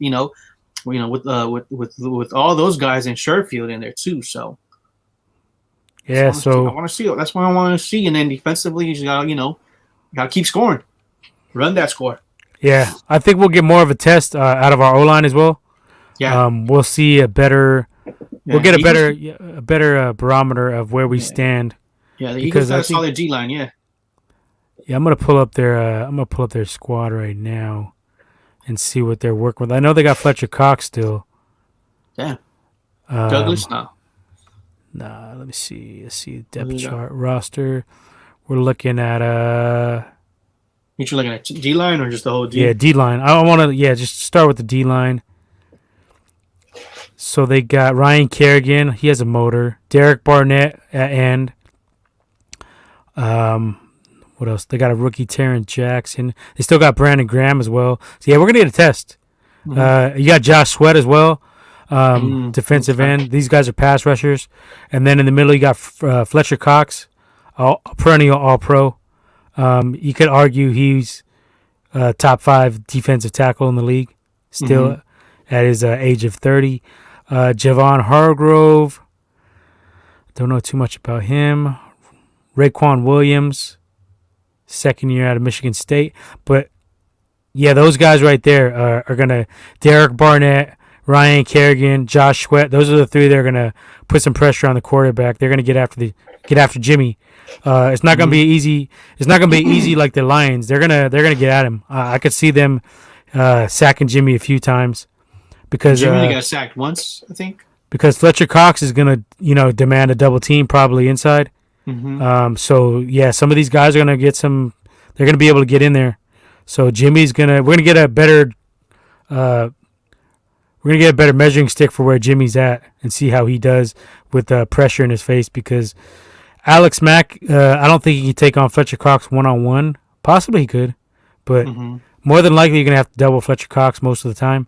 So, like I said, I think these guys are going to be freed up to come in and get some pressure on Jimmy. Their linebackers, nothing great there. Never heard of most of these cats. Sean Bradley, Jernard Avery, T.J. Edwards, Patrick Johnson, Alex Singleton, Jacoby Stevens. Well, he used to be a safety. I guess they converted him to a linebacker. I remember he was at LSU. He was a pretty decent safety, but he's 6'3", 6'1", 222. So I guess they're trying him at a linebacker. Mm-hmm. CBs, nothing. Michael Jaquette, Craig James, Avante Maddox, Mac McCain, Zach McPherson, Obi Melanofu, Steven Wilson, Josiah Scott, Darius Slay. He's the only one I even recognize. And he's up there in age. He's 30. Safety, Andre Cherry, Marcus Epps, Anthony Harris, Rodney McLeod. Yeah, so, I mean, secondary-wise and linebacker-wise, we should be okay. But I think they can get some pressure with their front four. So they may be able to drop some guys back into zone coverage and give us a little bit of problems. But I think if we stick with the run game, we should definitely get this win. Looking at this roster defensively, yeah. But like I said, it's gonna be. I think it could be a closer game than maybe we think.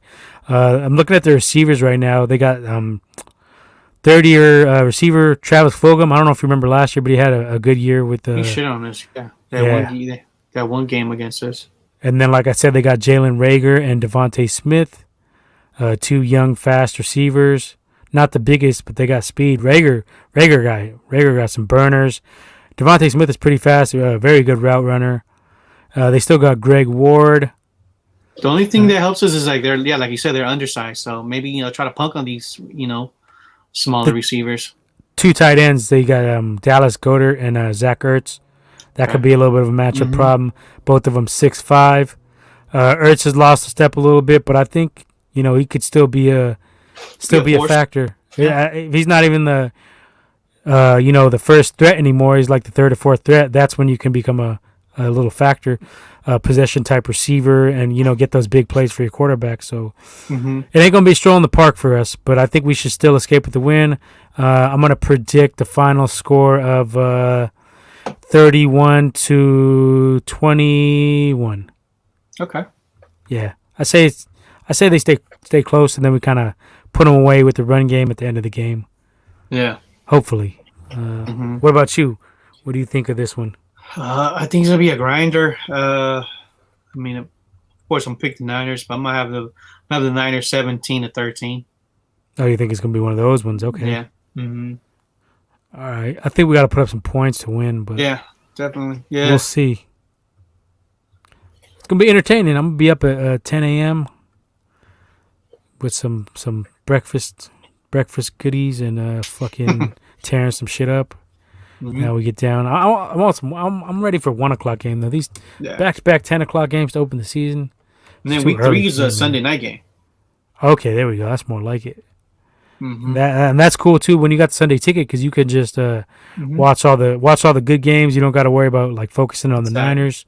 Yeah, you still get to watch the Niner game at home. Green Bay. Watch the Niner game. With none of your attention divided to other places. So that I like when we play the primetime games. So then I can focus on my other stuff, my fantasy, my bets, and all that kind of stuff. And yeah, I took an L on that. The Packers, man, they play me. I took the Packers. Niners. I had a teaser. I had a morning parlay, 2-team parlay. I had the Steelers and the Niners. Niners were minus 9.5. So Steelers was like the easiest pick on the board. I seen that shit. I was like, that's what were they getting? 6.5? 6. Some were 7, 6. On my teaser, they were getting 12.5. Though I was like, hell yeah. I was like, oh shit, give me. That was the first one. The Niners was like, oh for sure. I thought the Niners were gonna win by 10.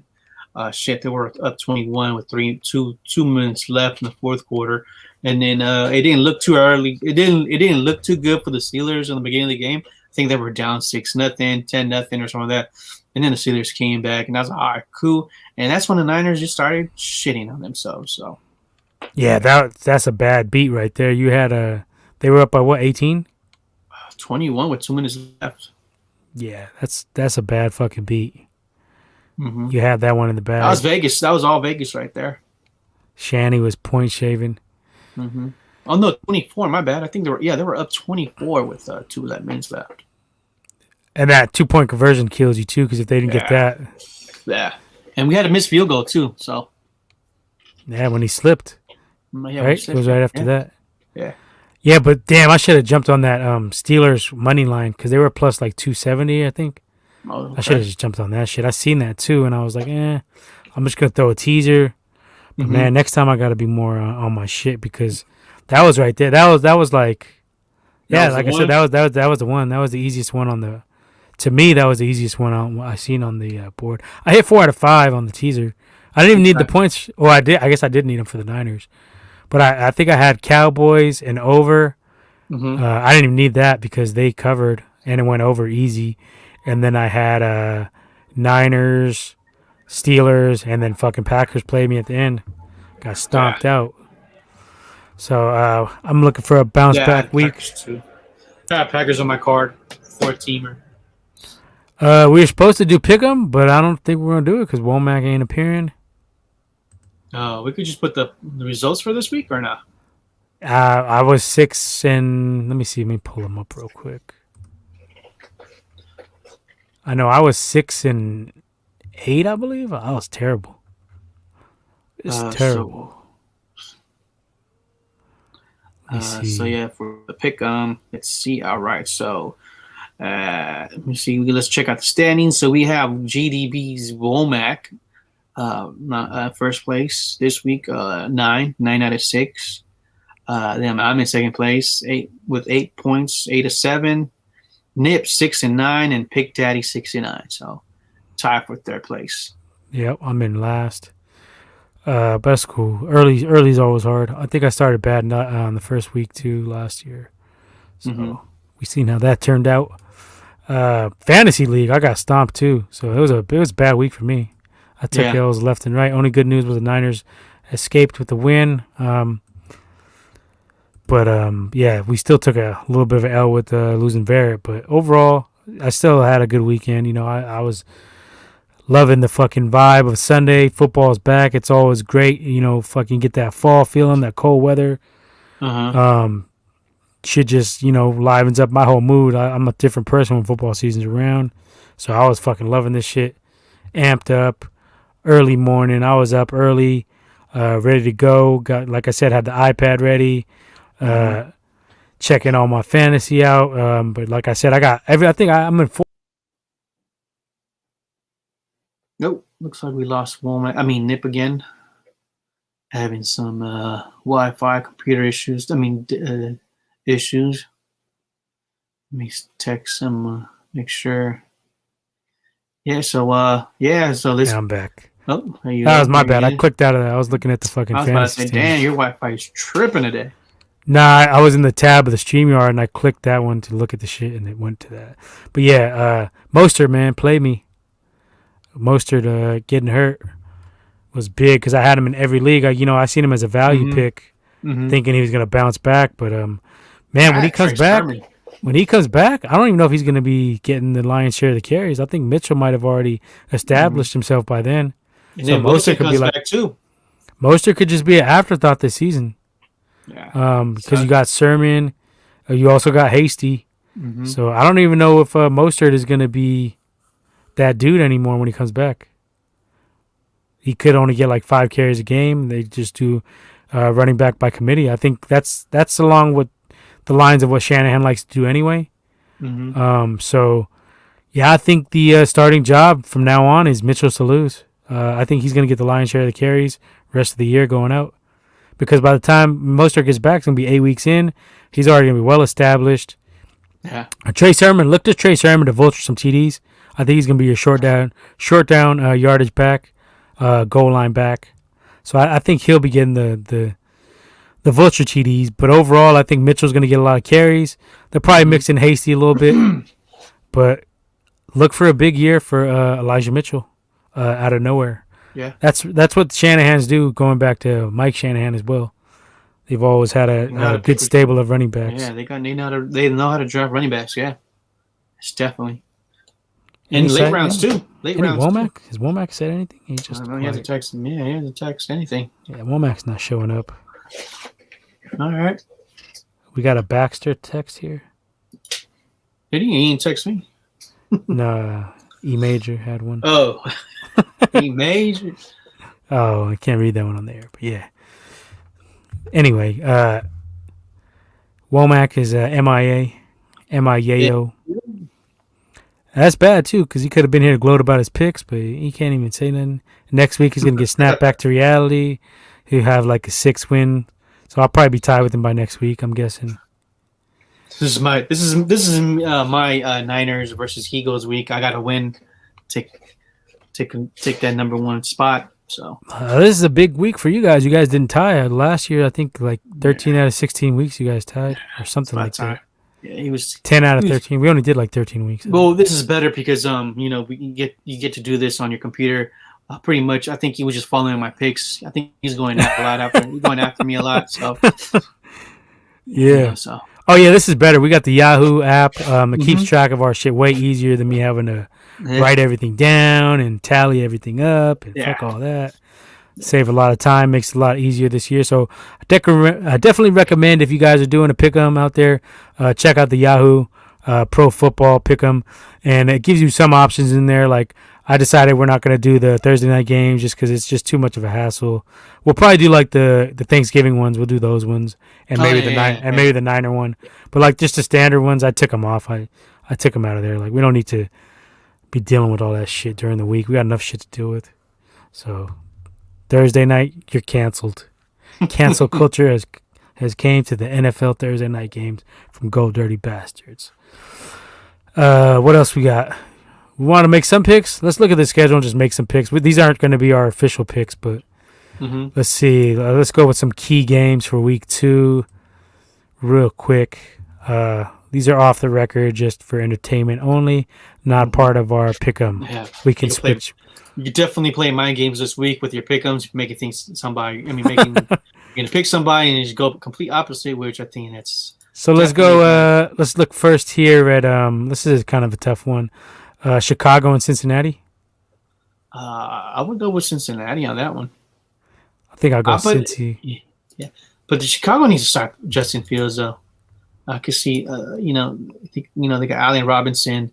They got, turn him loose. Yeah, Montgomery.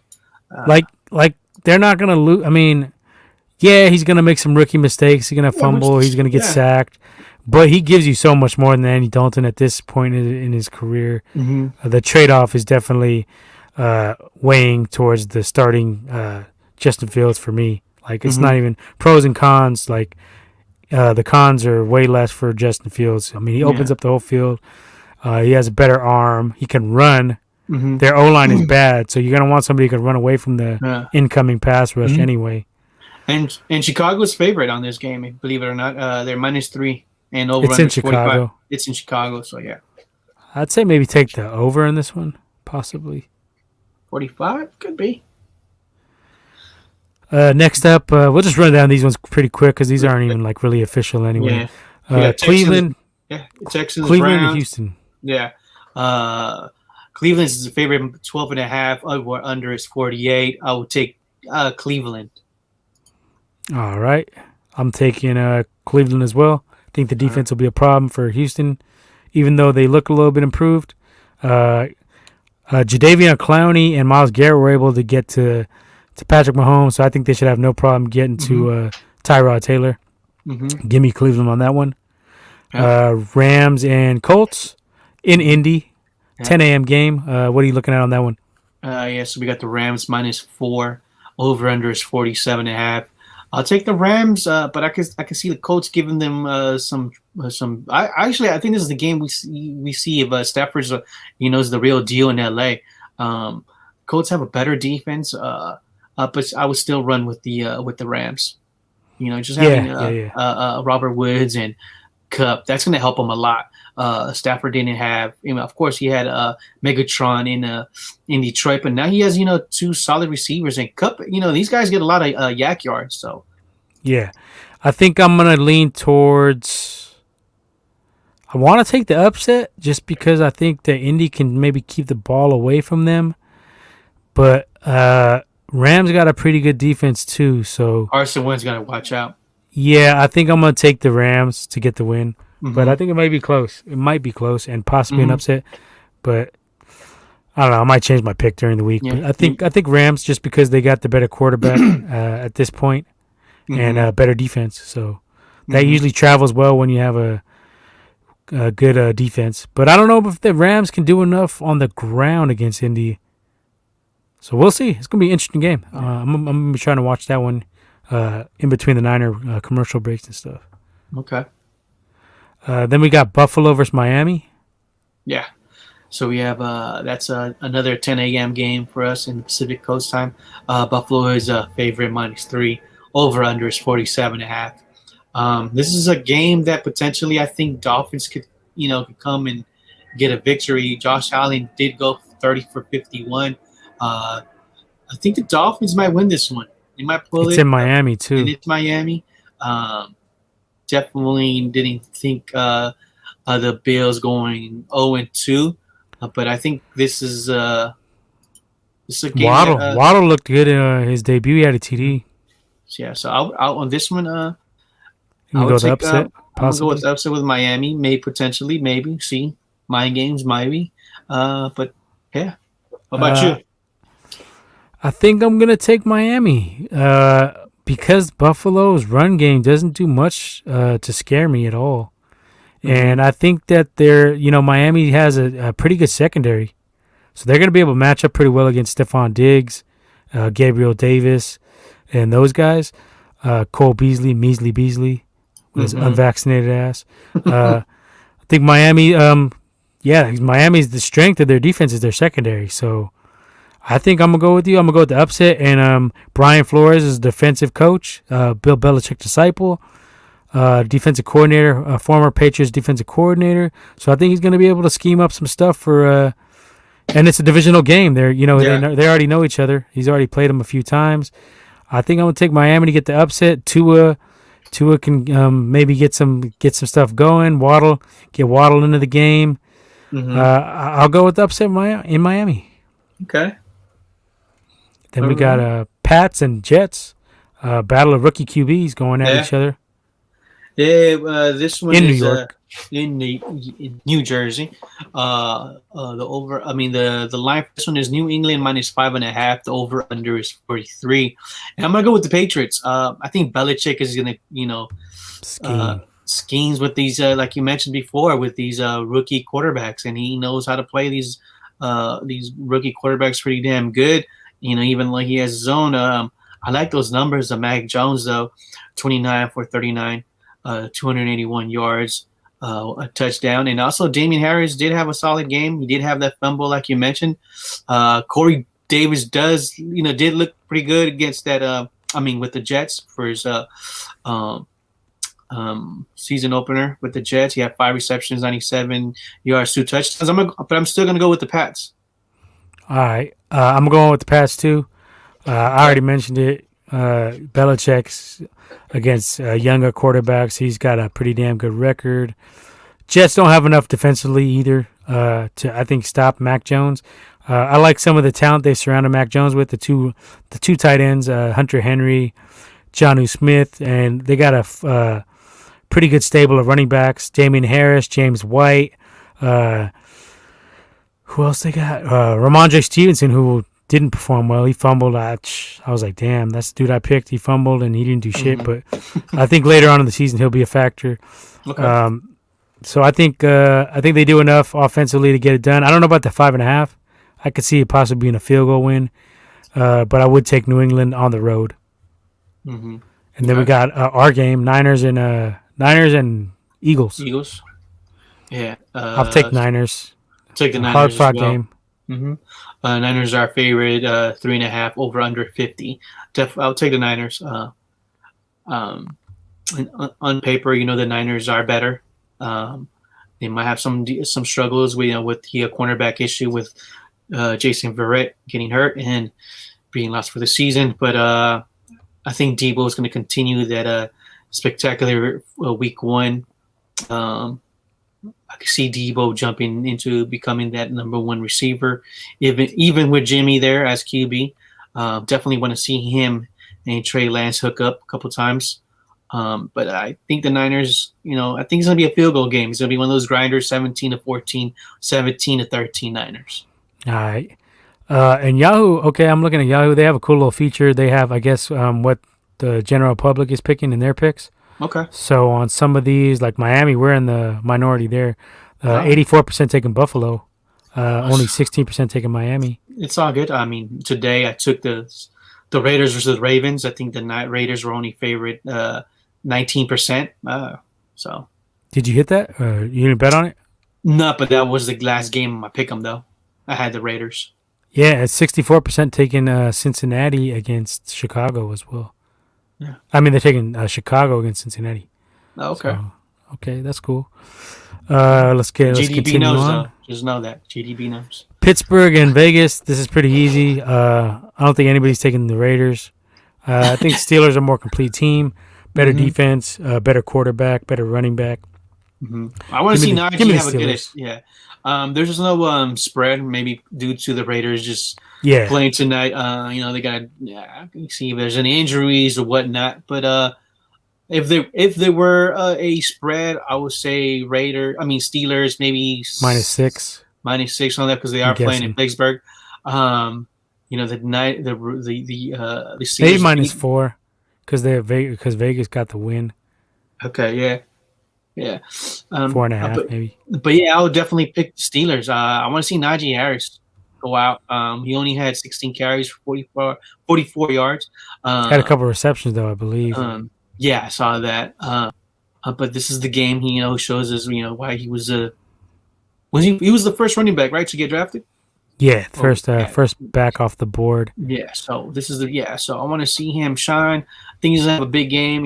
His first game at home, so definitely take the Steelers on that one. Yeah, Steelers for me too. I say they cover. I say they not blow them out, but they win by maybe like 11, something like that. 11 to 14. Then we got Saints and Carolina. Both were a little bit of a surprise. I kind of said on the show though, I said that Jameis was going to be kind of an upgrade from Drew Brees, and so far it looks like he is. Because he got a bigger arm. Breeze Peyton was kind of carrying Breeze for the last 2 or 3 years. He was regressing, yeah. You could tell Breeze was it was more of Alvin Kamara's team, and Peyton was game planning to run the ball more. He started doing that Taysom Hill stuff. So Winston definitely has a much lighter arm than Drew Brees, and you see more patience out of Winston. I was watching some of that game, and there were some plays where he could have tried to force it in like he did back in the day, but he just went through his progressions and then threw them away. Yeah, playing much smarter. Yeah. Yeah. So I think that's going to continue during the season, and give me the Saints in a little bit of a shootout maybe. All right. So the spread for that game is New Orleans -3.5. The over under is 44, and I'm gonna go with you with 2. I think the Saints are going to definitely show that they're the real deal with Winston now as QB. Sean Payne definitely knows how to game plan. And Kamara, man. And then, so I think it's going to be a little bit, much closer. I think the Saints win. I say Saints over. I think it's going to go over. I think the Saints might win either touchdown or field goal, but the Saints win. But it's going to be a little close game, though. All right. So we're agreeing on a lot of them. Womack's probably going to pick some weak-ass picks when he gets his chance. He's probably listening right now. Adam and Eve. Denver at Jacksonville. We don't really need to talk about this. Denver, easy. Denver's Jacksonville's trash. Yeah, Urban Meyer lost the locker room already, supposedly. Oh wow. Denver -6, over under 45. I'm gonna go with the Broncos on this one. Defense. Yeah, that's easy. We don't gotta waste time on that. Cardinals in Minnesota. I'm taking Cardinals. Yeah. I don't have any faith in Kirk Cousins. I think Kyler Murray is definitely the better quarterback. You see that Arizona has the better defense. I don't know about better receivers, but Hopkins looks like. I said he was looking bad last year, but man, he stepped it up already this year and looks a lot. He looks a little bit faster. Looks like you've got a better combo with Kyler Murray. So yeah, give me the Cardinals. Possibly another shootout. I could see Minnesota putting some points on the board, maybe late, like Arizona gets up and then Minnesota scores late to make it respectable. But I think Cardinals and over. Yeah, I could see that happening as well. Arizona's the line for this game. Arizona is -4, over under 51. Definitely go with the Cardinals again. Kyler Murray was looking pretty damn spectacular. I don't know if you saw that one play. He looked like he was returning a punt, just missing. Yeah, he's shaking them fools. He was. Yeah, he. I mean, that shit was kind of sick what he was doing. Yeah, the little step forward, step back, and then step up again, and then just toss it. Yeah, and it was on target with a nice spiral. Mm-hmm. And he threw it threw a pass to Hopkins. That one to Christian Kirk too. Oh, that little rainbow one. Yeah, just dropped in the basket. That was sick. Yeah, so it's gonna be tough seeing these guys like Arizona getting better. But yeah, so I'm gonna take Arizona on this one. Another easy one, layup here. Tampa and Atlanta. I think everybody's taking Tampa. Let's see. Yeah, 98%, only 2%. Womack's probably taking Atlanta. Yeah, so I told him Atlanta was gonna be garbage this year on the preview. He was like, "No, they're gonna be." Oh man, Tampa Bay's favorite 12.5. He loves Pitts. That's why he loves Pitts. That's his boy. Oh man. And does Atlanta even have a running back? I saw like Cordell Patterson. They got Mike Davis. Okay, that's the reason. And Cordell Patterson as well, but Mike Davis actually had all right. I got him on my squad. I think one of my squads. He did okay. Yeah, but they're going to be down so many points that he's going to be ineffective. Yeah, and it sucks to see my boy Calvin Ridley.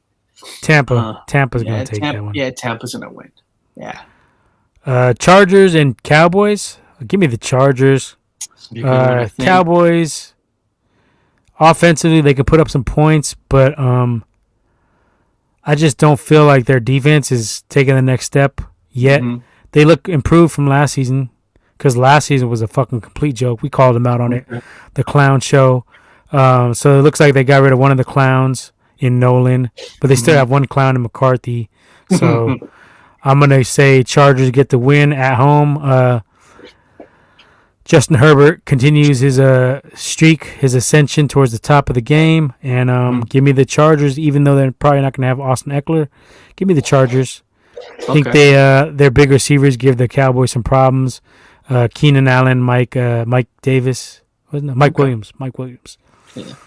And defense does just enough to solidify the win. All right. So the Chargers are favored for this one, -3 over under 55. I'm gonna take the Cowboys. That's a 50-50 on the Pickem. Yeah, I think offensively, the Cowboys will. I can see offensively with the receivers, Amari Cooper, CeeDee Lamb. I could see these guys going off for this match against the Chargers. So yeah, I'll take the Cowboys on this one. I say the over on this one. What's the over under? 55. I would say probably take the over anyway with the 55. Mm-hmm. Because I think, like you said, Cowboys are going to be able to put up some points on the Chargers, but I think Chargers are going to put up some points on them as well. So, give me that over. Okay. Chargers over. Next up, Seattle and Tennessee. Depends on which team we see in Tennessee. It's in Seattle, so I'm going to take Seattle at home just because Russell Wilson at home is pretty damn good. And you get those damn fans back in Seattle, and you know how they get loud. And the Seattle Seahawks are a favorite, 5.5. The over/under is 54. Yeah, I'll take Seattle as well. I could see Tennessee bouncing back though, if they give a big helping of Derrick Henry, because Seattle's defense is not that great run wise. But just Russell. When you look at Russell Wilson versus Tannehill, I'm taking Russell Wilson 95% of the time. Okay. So yeah, give me Seattle. All right. You taking Seattle as well? I'll take Seattle as well. Got Kansas City and Baltimore, and that is a Sunday night game. Okay. KC. I'll take KC as well.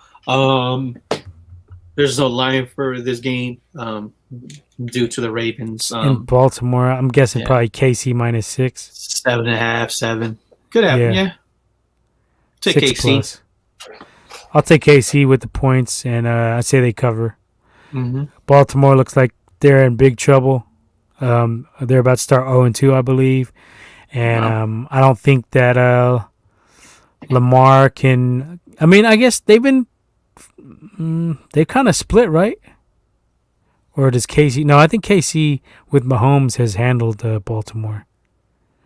Yeah, they blew them out last 2 years. Yeah. Give me KC. Yeah. All right.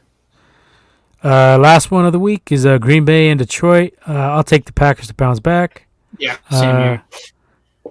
Maybe they don't. Maybe they don't blow them out, but I think they maybe eke one out. I think the Lions might be game. Give them a run for their money, but give me the Packers. But I'm not betting on them. That's for sure. What's the spread? Yeah, Green Bay is minus 10.5 in the over. Yeah, no, hell no. I'm not staying away from that one altogether. Yeah. All right. Well, that rounds up the week. Mm-hmm. Right. Let's. What else we got on the agenda? We might have to cut it early. Got SF Giants clinch a playoff. Oh yeah, we got to mention that. Yeah, today. Tonight, they beat the Padres. I believe it was the final score of 9-1. First team to clinch in both National League and final score was 9-1. First team to clinch, from the National League or American League, and they beat a solid team, the San Diego Padres. The Padres are trying to sneak into that wild card spot. Dodgers did win today, so the Giants still continue to have a 3-game lead against them. So how many games remaining? Do you know? I think there's like 17 games. Well, 17 games. Okay. I'll start tuning in playoff time. I already told y'all I'm not. I don't have the time to be doing all that shit. 16 games. I think 16 or 18 games, something like that. So it's you only got 3 weeks of baseball left, pretty much. And then the Padres, they're trying to win a game, and then they thought that this is a game that the Padres were a favorite too, minus 115, due to the Giants having a bullpen start the game. They had Dominic Leone. I think he went 2 solid innings, but the Giants scored a total of 5 runs in the first inning, and after that they just took over. And also and they're starting to get hot. Tom Lestea hit his 5th home run. Longoria hit his 12th home run of the season, and Yaz hit his 23rd, and it's good to see that because he's been kind of struggling with Yaz. He's usually either hitting a home run or striking out. And Brandon Belt is having a career year. Hit his 24th home run of the season, most ever of his career. So Giants are looking good, man. That's what's up. Yeah. All right, let's touch on this a couple more quick things. I guess we could do a couple quick hits. Over the weekend, like I mentioned, we had the Holyfield and Belfort fight. I missed it live. You sent me the links, but I thought it would start later. I was bitching about that. I was pissed. I'm like, man, why they start this shit like 7 o'clock? Everything was over by like 7:15. I was in line at Raising Cane's getting my chicken on, thinking I'm gonna get the chicken and watch the fights. That shit did not happen. I was like, fuck. But the fights were so quick. I seen them on the replay, so it was whatever. It was first round knockouts. I mean, seen a little bit of the Tito Ortiz, Anderson Silva. I mean, it was kind of sad. To tell you the truth, it looked pathetic. I mean, it didn't look like box. I mean, I took this. I mean, I know their exhibition. It just sucks for boxing right now that we're getting this. I mean, we say this is good for boxing because we having these MMA former UFC guys, making some money with boxing, but that shit look kind of sad. Well, this one was a different thing though. Yeah, Holyfield had no business being in there. Yeah, it didn't look right. It just didn't look right at all. And this is the guy that was supposed to he was not even supposed to be there because De La Hoya was supposed to fight this guy. So I mean, whoever was part of Vander's camp to say and agree with this match, he just needed the money. But I don't know how anybody approved him, sanctioned him to fucking make this fight. Yeah, she was sad. To me, that it should look sad. I mean, there was no enjoyment in me watching. There should have been somebody else they could have came up with to step up and make that fight. Yeah. I mean, it was just, what did it last? Like 2 minutes? Yeah, I think like just a round. Yeah, first round. It was like what 2 minutes. Shannon Briggs on his Instagram. I don't know if you guys follow him, Let me but see he's it. funny as fuck. He talks hella shit. He wants Belfort. He's he talks shit. Let's go champ. He's the let's go champ guy. Check his shit out. He's hilarious on Instagram. He's been calling out for a lot of these fights. He wanted to fight Tyson. Oh, He yeah, I remember says seeing that. he wants to fight everybody. Yeah. He wants to smoke. So he's called out Belfort since Saturday or Sunday. When was it? Saturday? And he says he wants him in a match. So Belfort can make that happen. I think that'll be a good fight. Okay. And Holyfield, man, Holyfield looked like a ghost in there, dude. 59-year-old fighting a 45-year-old. Well, not only that, but 58-year-old, and he took hella punishment from heavyweights his whole career. Yeah. It wasn't like he was an elusive fighter. He was in wars with Riddick Bowe, Lennox Lewis, Tyson, everybody. A who's who of heavyweights.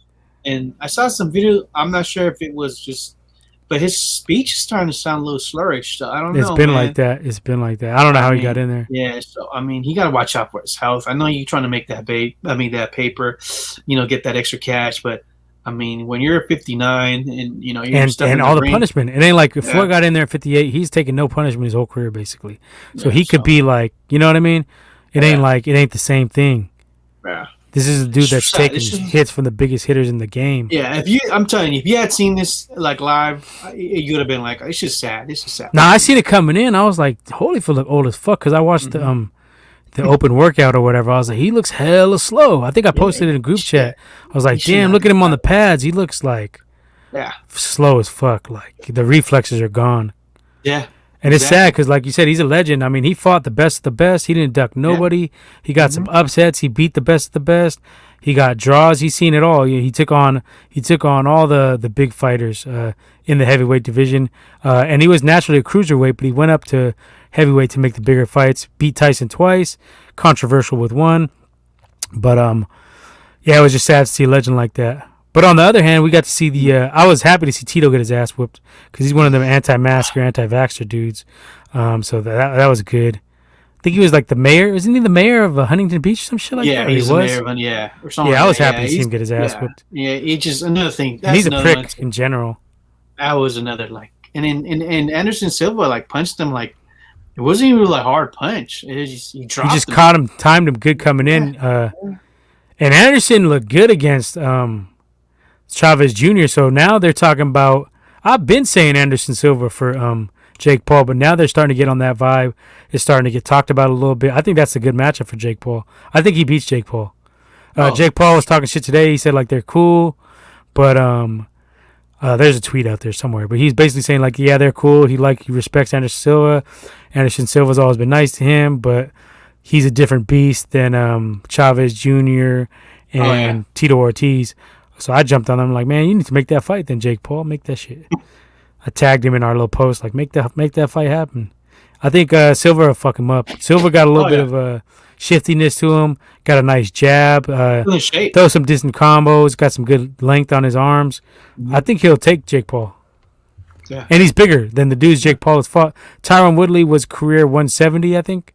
Okay. Askren was, I think, fighting at 150, 140. So Silva already fought at 185, I believe. So he's right there. He's right there for 190, and he ain't no punk. So if they fight, I'm putting big money on Silva. I'm throwing that out there now. Bet the house on Anderson Silva to possibly upset. I think it would be an upset. I think they would probably favor Jake Paul, or it could be even money. But I would say bet on Silva.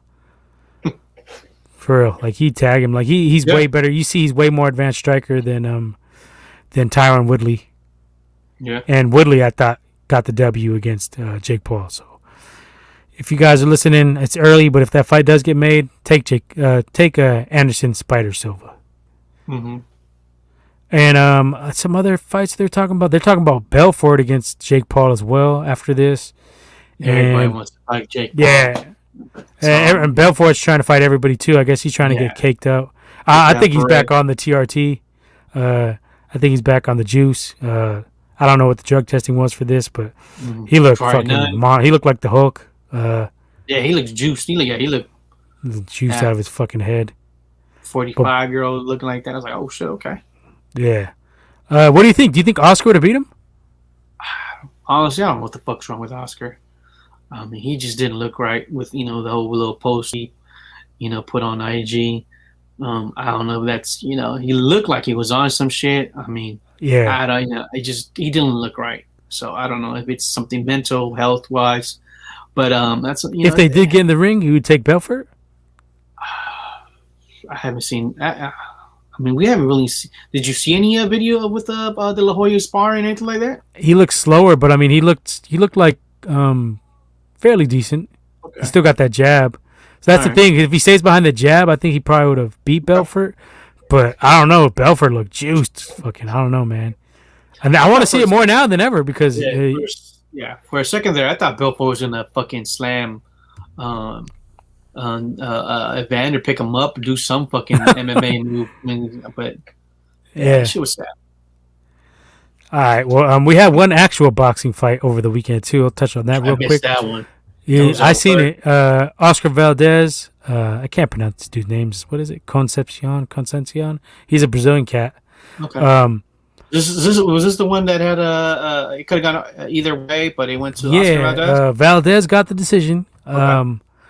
Coming into the fight, he tested positive for he looked for a PED a PED.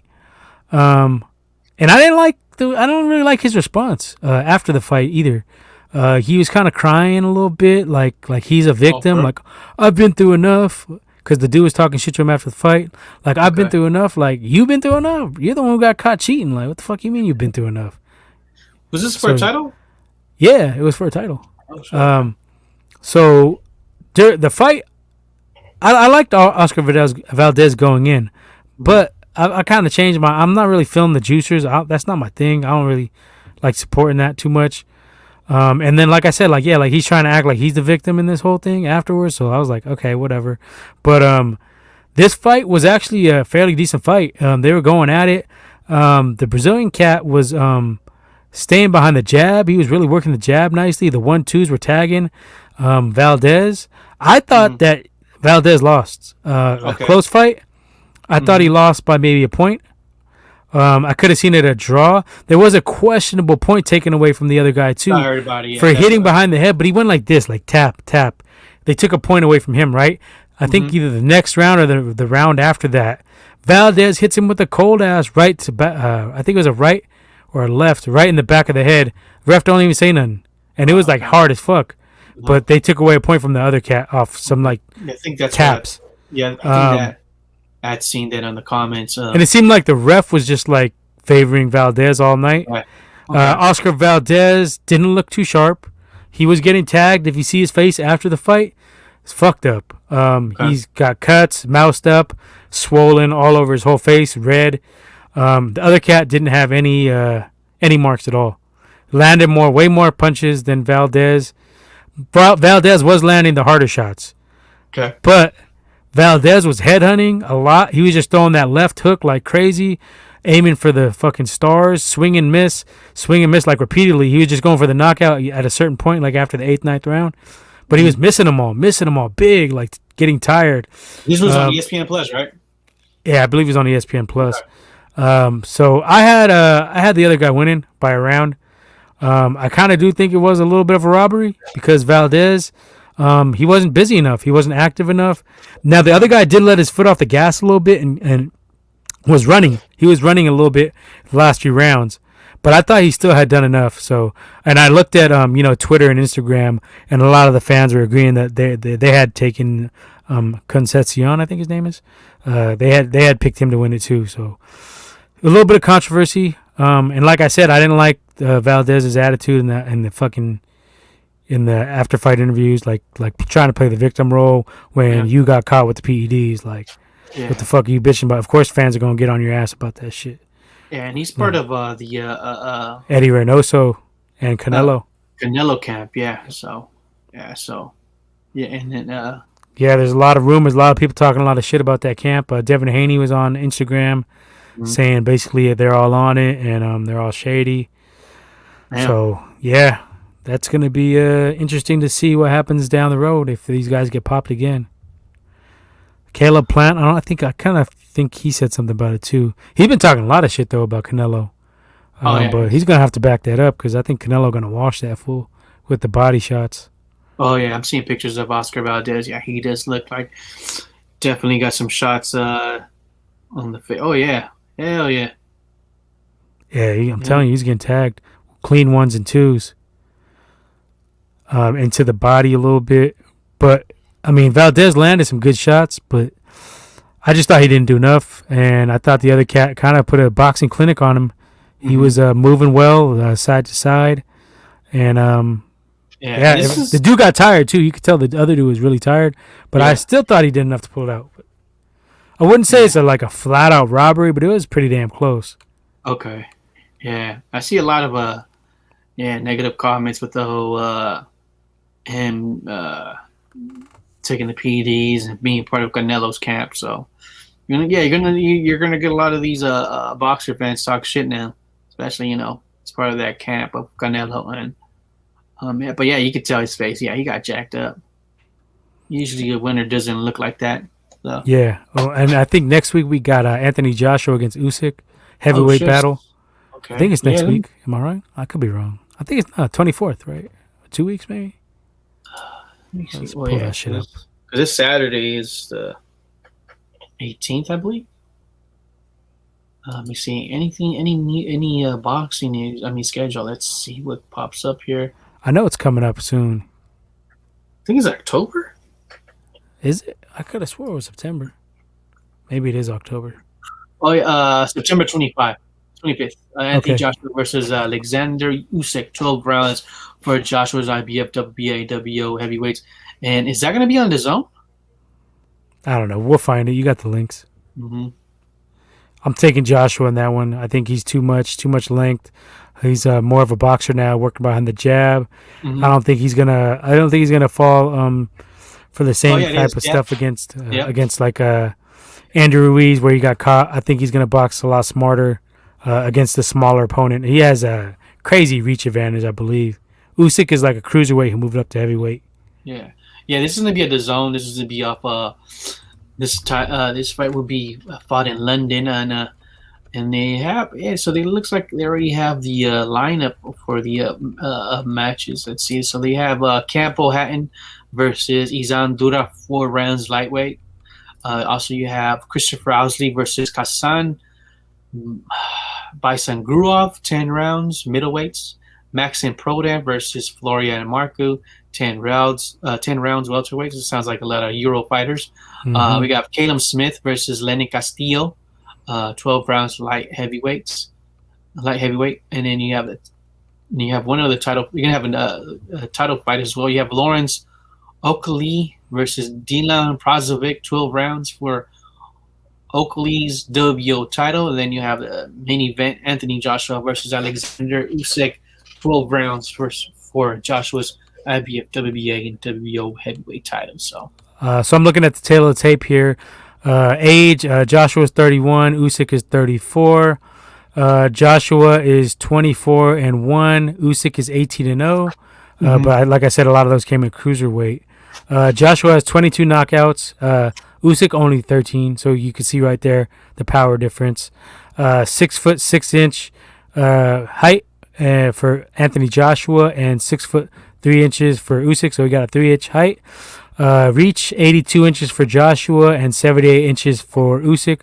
So you see the 3 inches of height, 4 inches of reach. Usyk is a southpaw and Joshua is orthodox. So give me Anthony Joshua. I will say 10th round stoppage. If I was to pick. I think he's just going to be too much, jab away at the face, and then he'll catch him with the hook late in the fight, I think. So yeah, that's my prediction on that one. Okay.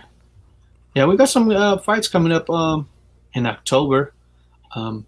Looks like you're gonna have a Monday night special with Teofimo. Oh yeah, I didn't like that shit. Yeah, I don't like that shit being on Monday nights. Yeah. You got football. Yeah. Put that shit on Saturday night. This will be fun in New York. Teofimo Lopez versus the Aussie George Kambosos, and then you have October 9th, Tyson Fury versus Deontay Wilder. October 23rd, you have Jamel Herring versus Shakur Stevenson. That's a good one too. December 18th, you have Josh Taylor versus Jack Catterall. 12 rounds for Taylor's undisputed welterweight. Also, you have what else? Seen my boy. Looks like there's gonna be a rematch. When's Canelo fighting? November. November? I don't think they have a date yet. I thought they had a date already. Yeah, I think they might be working on that. Also, looks like we're gonna have a rematch on October 16th on the zone. Juan Francisco Estrada versus my boy Roman Gonzalez. 12 rounds for Estrada's. I'm gonna win some more money on that one. Estrada's WBO Bantam title. So you got Estrada. You got some good fights until the end of the year. So I mean, yeah, I'm tired of these exhibition fights with these former UFC and boxing legends. Time to see some real action. Time to see some real fights. I'm tired of that. All right. So yeah, definitely some good fights to look forward to. We're gonna try to get the correspondent E-Major in on some of this stuff here and there. I've been talking to him on the texting him, talking to him on the phone. If he got time to text some group chat shit, he got time to hop on the podcast. Come on, Cole. Come on, mate. You gotta hop on this. For real. We'll get him on. I know he's watching. Probably watching it with Baxter. Did you get caught up on What If? Yeah, I saw that the other night. I was. Let's talk about that real quick. I was feeling that one. The zombie episode action scenes were sick. Peter Parker. They had a little. They kind of wanted to throw a little gore-ish. Yeah, felt like shit. Walking Dead. It was cool. You know what I'm saying? Spy. In Winter Soldier was being a savage. I mean, yeah, he was fucking shit up. I mean, I like that episode. I don't know if we want to talk spoilers, but she was nice. Yeah, why not? Spoil away. It was nice. Yeah, was that so? That was your favorite episode so far? I like the Doctor Strange one too. That felt like a little mini movie. That Doctor Strange was kind of many. Yeah. That shit had you tripping for a bit. I was like, what the fuck is going on? I was trying to catch like the Easter eggs to see who these like demon things he was taking the souls from. Yeah, like, who the fuck are these dudes? It's probably like some comic book dudes for sure. They should have. I don't know. I think with the Doctor Strange and then the and this one, the zombie. I think they should have been some episodes in October. Had a little Halloween like. Yeah, that was smarter. They should have saved kind of like cool, but this one, I think this one is pretty. I would say this was probably the best one. I like this one. This was like some straight horror type film. You know what I'm saying? The cameras, the angles. I've liked them all though. The Hank Pym one was pretty sick too. That one was nice. That had the kind of like a thriller, suspenseful, a little mystery, a little bit. It's sick. I like this. This is like reading a comic book. You know what I'm saying? You're reading an issue. Yeah. The Star-Lord one was okay. What was the other one? The Captain Carter was good. They've all been very different too. So you get some different flavors in there. So I liked it. I'm happy with the series. Honestly, I'd say it's definitely better than Falcon and Winter Soldier. Maybe better than WandaVision. No, but I think Loki's a little bit better, but I gotta watch Loki again. I think it's better than WandaVision so far, to me. Okay. Just because you get so many different stories. It didn't really start out slow. Some of these I would like to see expand. I wish they would have expanded them, like make them 45, 50 minutes. I think you could have done that. I think you could have done that with the Peggy Carter one. You could have done a little bit more in there with some of her storyline, and maybe the last one with Doctor Strange. You could have done even a little bit more. That one felt like a movie. It looked like a mini movie. It was sick. I like the way you just get straight to the point. I mean, there's no reason to be, remember these are, what if from another dimension. There's no backstory really, because you already know the backstory. When it comes to, the MCU or if you know the comic books. But I like this. It's like those one shot stories. One shot. I mean, I like it. I wonder what tomorrow episode is gonna be. This is the last one. Yeah. I think there's a few more. How many is it?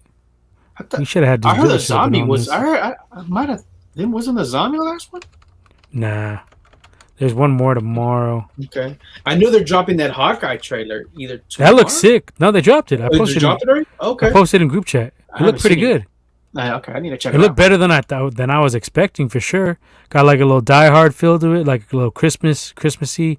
They got like Christmas scenery and like some kind of like Punisher vibes too, like where he's going against hella like kind of like gangster dudes or something, like terrorists or some shit.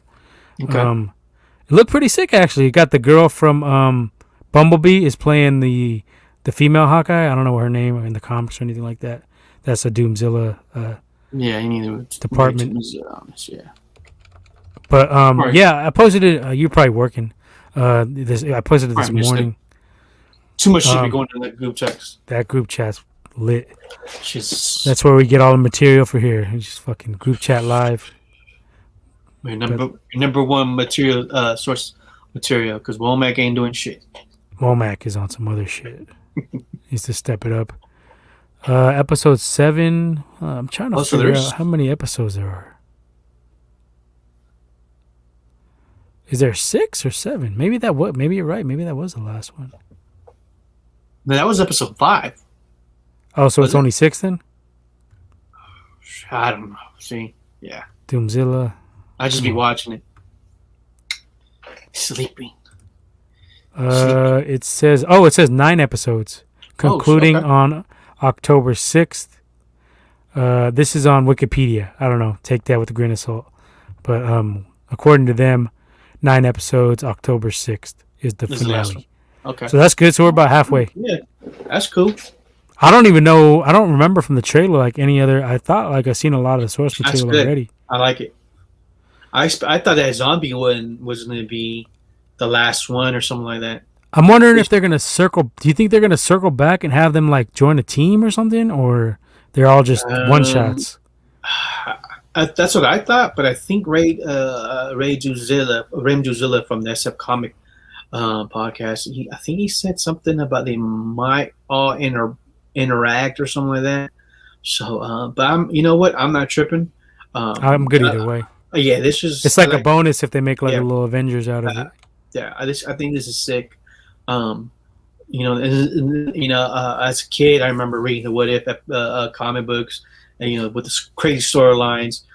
So this definitely reminds me. I mean, when I'm watching these, it's like reading a comic book, and I'm digging the art. I like it. Yeah, I like that. I like the animation. I remember Doomzilla was hating on the animation. I like it. You know what I'm saying?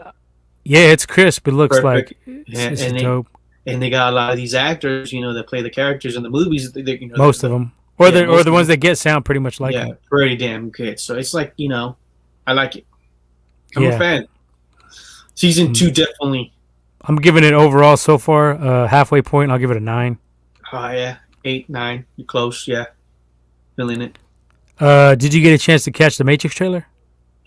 I did, and it felt like I don't know. It felt like I was watching a trailer for John Wick. John Wick playing Neo for a second. I haven't got a chance to watch the Wicks yet.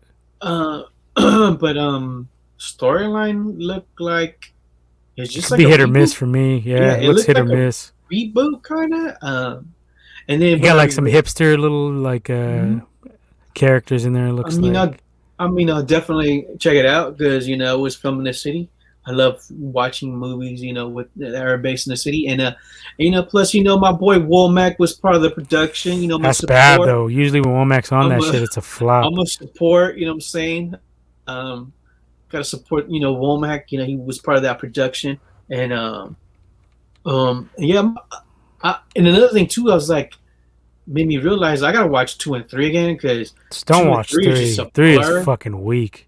And I tried. 3 is fucking weak. And I after I watched What If on, I threw in Matrix 2 and I fell asleep. So Matrix 2 was good. It was good. But then it was late. Those movies are better on the big screen too. Those you gotta see. Yeah. They should re-release them all. That would be smart. Or like 2 double features or something.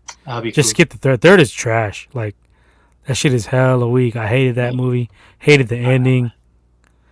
But the first one, man, that shit was like legendary. If you grew up in our era, everybody was talking about that at high school, middle school. Like that shit was sick. Like, you see the Matrix. I think it was high school, right? I think it was high school for me. It was one of the first movies that I ever bought on DVD, and I watched that. Watched it hella times. I like the second one too. You had a lot of cameos. You had Roy Jones, Jada Pinkett. Yeah, I didn't even trip about that. Oh, and they replaced Morpheus. I don't really like that. Well, Morpheus died. He died, right? Yeah, he died. But now this dude is playing Morpheus though.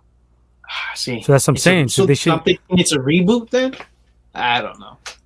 I'll check it out. I mean, supposedly the leaks say that it's something like this is the real world, and that was like a simulation of the simulation or some shit. I think Womack said something about a video game. I don't remember. You definitely Doomzilla, you're not even in the fucking comments tonight. Come on, blood, we need you. Comments. This is a Doomzilla SF Comic Book Company Hour. If you guys want to check out, they cover a lot of this stuff there. A lot of Marvel they'll talk about comics. It tomorrow. Yeah. Check out their channel, SF comicbookcompany.com. I mean, YouTube. My bad. I'm tired. I'm getting tired. Getting Womack-ish. Yeah. I'm excited. I'll see it just because I like the first and second one a lot. But like I said, third one is trash. Mm-hmm. This is like a revamp, what is it? Soft reboot, I guess, what you would call it. Yeah, that's what I got. And then also, not sure. Are you gonna watch it in the movie theater or HBO Max at home? This one I'm going to the theater for. Okay. It's one of them ones. It's way better in the theater. I'll probably go to that 4DX, where it's like the one Doomzilla goes to, where it's like sideways, and it moves and it has like the little fucking effects, the wind, all the elements and shit. I'll probably do that one, because this is one of those, or at least the IMAX, something big. This is one of the ones you need to be. The graphics are like, the graphics were legendary in the first couple of them, so. This is one of them ones you got to see in theater with the surround sound popping off, some popcorn, in the lounge chair, something nice. Cherry icy cherry. So yes, it's gonna be something I'm definitely gonna see in the theaters. Probably opening night. I don't know, maybe not. I try to avoid the crowds nowadays. Maybe I'll go like on a Sunday or something. Well, I went to go see Shang-Chi was pretty crowded when I went. And it was small screen, but it was kind of it was like lightweight, half full. So it was pretty packed when I seen it.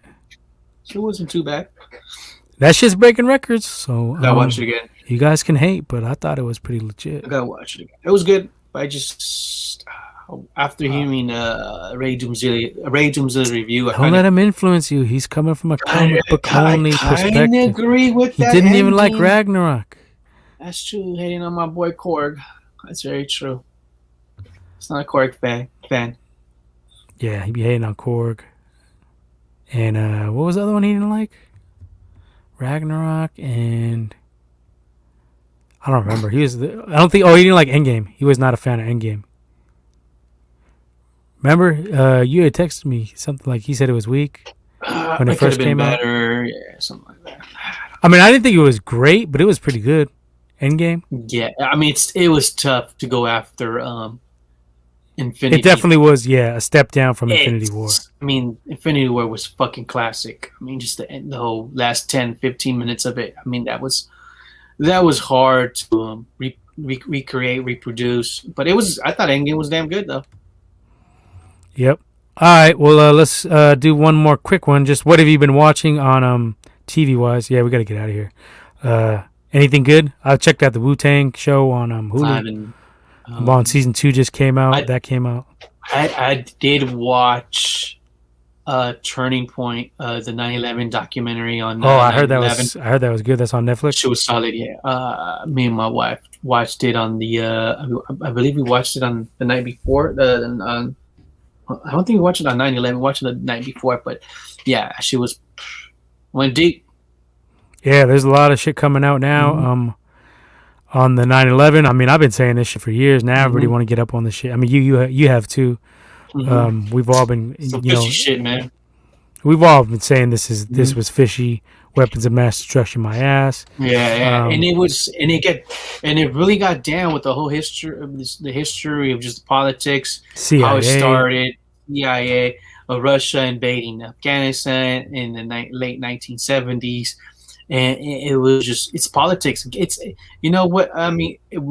It's mind games. That's what it is. Mm-hmm. And these guys play, and we're just pawns. They tell us whatever, and made me realize too is like I didn't even know that war in Afghanistan was 20 years. I thought it was over. I mean, I remember after Obama. I mean, after Obama captured Bin Laden, I thought it was done. I thought it was a wrap. I thought I didn't even realize 70 how many soldiers. Nah, we were still out have there. the troops still out there. Yeah. Yeah, it's about It's about all the shit they got out there. The elements, opium, the lithium, yeah. all the earth metals, all that shit. That's what it's all about.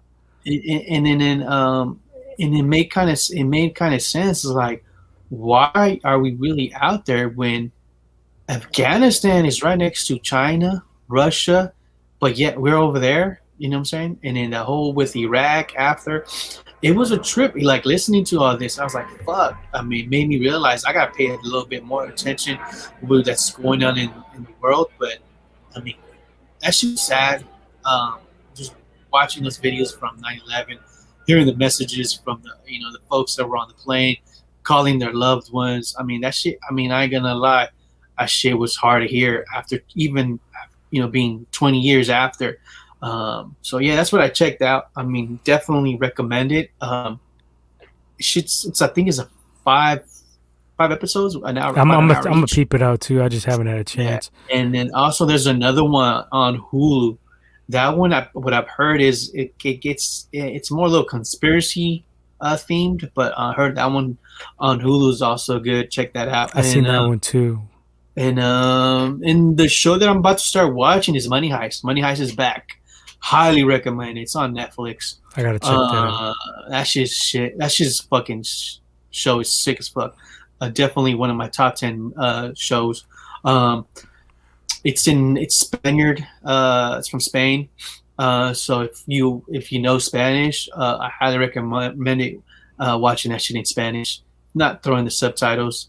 You can do that as well. But this shit is. I mean, it's also they got dubbed in English. So, but we'll check that shit is fire. Check it out. Heels. I started watching that on Stars. It's pretty sick. It's like about wrestlers like in some cutty little town. But it's pretty sick. Got a dude from Green Arrow. He's the star. Oh, okay. And then the dude from I don't know if you remember Grown Ups too, the David Spade's son, like that big little the kid, like his illegitimate son. Okay. He's in there. He's the other wrestler dude. He's like his brother. It's pretty sick though. Like if you're a wrestling fan from back in the day, check it out. It's like a small town wrestling thing, but it's kind of like a drama.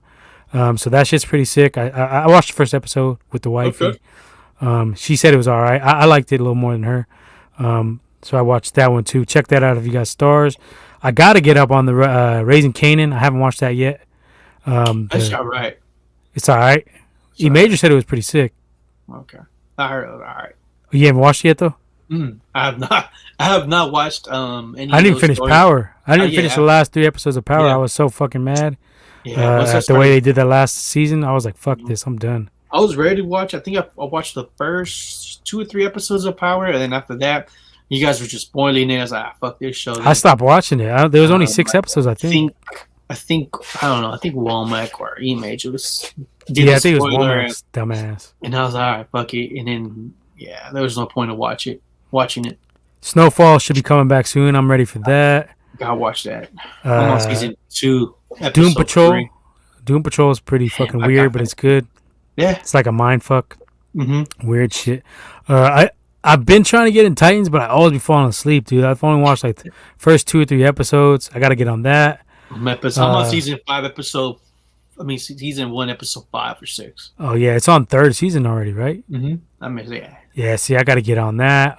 There's a couple other ones I need to get up on, but it's just hard to watch these shows because when you go look for, like, for example, for HBO Max. You look at hell other shit, right? There's other shit that pops up. I'm like, oh shit, I haven't seen this shit in hell long. Let me watch it. And I spent hell of time just looking through shit to watch, and I'm like, oh shit, this, oh fuck, let me add it to my list.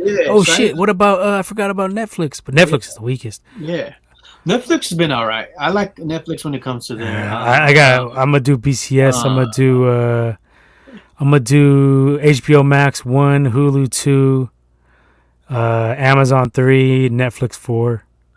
And the one show I do want to check out. I haven't heard. I think it starts streaming today or yesterday. It was the Y. Was it the Y or something? It's based on the graphic novel. Oh, Y the Last Man. Yeah, that one. Yeah. That looks all right. Yeah, I want to check it out. I haven't heard any review on from the guys from SF Comic. Have you been up on Walking Dead? Nah, I heard. No, I haven't watched since season. But I heard it got better. 8. Yeah, a lot of people that stopped watching it started watching it again. They were like, "It's better." Yeah, I might go back to it. Yeah, I think it's on Netflix. So if you want to catch up, I think it's on Netflix. I don't know, but we got one comment. First comment of the night. Hondalorian, what's up? Go Dirty Best. What's up, Hondo? Y'all need to check out Mr. In Between on Hulu. Bouncer Hitman and Loving Father. 30-minute episodes. Okay. I'll check that one out. Okay. Hulu. That's what I'm saying. Hulu got some shit because they got all the stuff you can see on network TV. A lot of the shows are on there. Plus, they got like originals and just like some cutty shit like from back in the day. So I fuck with Hulu big time. I like Hulu. FX. They got a lot of FX stuff. Yeah. So I definitely got to catch Snowfall. I don't know when the premiere is. It's probably coming up pretty soon. Yeah. Okay. So I think that's pretty much it for the night. It's fucking late. We're recording live, so we're going late into the night. Voting day is tomorrow. Are you voting? You're not voting for the recall election? Yeah, I voted. Not feeling this whole recall shit, so I voted no. I voted no as well. So. But both Elder's a fucking kook. I don't want that dude anywhere near anything. Yeah, and make sure to vote. Tomorrow's the last day, so if drop it in your local closest postal mailbox. You know, that's what we'll be doing tomorrow, collecting all of these. Pretty sure. Usually we close late when it comes to the election, but I know this is a different election. This is a recall. It's not your regular November election, but drop it off. And what do you predict? I say Newsom stays. Newsom stays, Elder went off the deep end, pissing everybody off, saying weirdo shit like he got egged the other day too. Women don't deserve to. They have to. What do you say? They have to disclose what their plans are if they're gonna have a kid when they apply for jobs. Stupid shit like you're not gonna win an election with this shit. That's a trip. $0 minimum wage, like you're a fucking idiot, bro. Like even if you had a chance, he blew it with all his dumbass commentary. Yeah, he's a fucking weirdo. Like I don't even know how he made it this far. So I'm definitely voted. I already put my shit in yesterday. Okay. I dropped in the box, voted no. Me and the wife voted no on the recall because not that we're huge Newsom supporters. I think he's trying to get all political anyway, as well. Yeah, so. He fucked up a lot, but some of it is like out of his. They like, oh, the homeless. I mean, it's fucking COVID. Crime's up. Oh, okay. Well, motherfuckers are wearing masks. Of course, they're gonna do more crimes during COVID times. Like some of that shit is out of his control. Now he did do some lummy shit, some shady shit with the opening his own restaurant and all that. Yeah. But is that recallable? I don't fucking think so. Like that's a dick move, but it's not recallable. I mean, it's just this is the Republican answer, with the whole Donald Trump recall, impeachment, basically an impeachment. So I mean, that's what it is. It's just all politics, man. I mean, it's just bullshit. It's a waste of money, though. Yeah, that's nothing. It's a waste of money. They could have used his money. He's only got 1 year left. That's the whole hype. Like you should just let this dude finish out. Then we have a real. That's my point. We have a real election with no fucking weirdos in there, or less weirdos in there. Yeah. The fucking the bear shits in the wood, dude. That commercial, you seen that one? Mm-mm. That dude's a weirdo. He's another Republican. It's like there's a bear shit in the woods, Gavin. He says some stupid shit on his commercial. isn't it like more than 20 or 30 people, running for this recall as well? So I mean, you even had, a Womack's boy, what's his name, Jenner running for this shit. So it's just, I mean, Womack's boy. Yeah, I didn't even know he was running until I seen the bell. I was like, what the fuck? Or I don't know, he, she. I don't know what the pronoun is, but yeah. It's just Jenner's waste running. of money and bullshit trap, bullshit shit. So, but yeah, make sure to vote. And we do not endorse anybody. Just letting you know, hey, Yeah, I said, I ain't knew some groupie at all. I really don't. I'm not. Just vote. You know what I'm saying?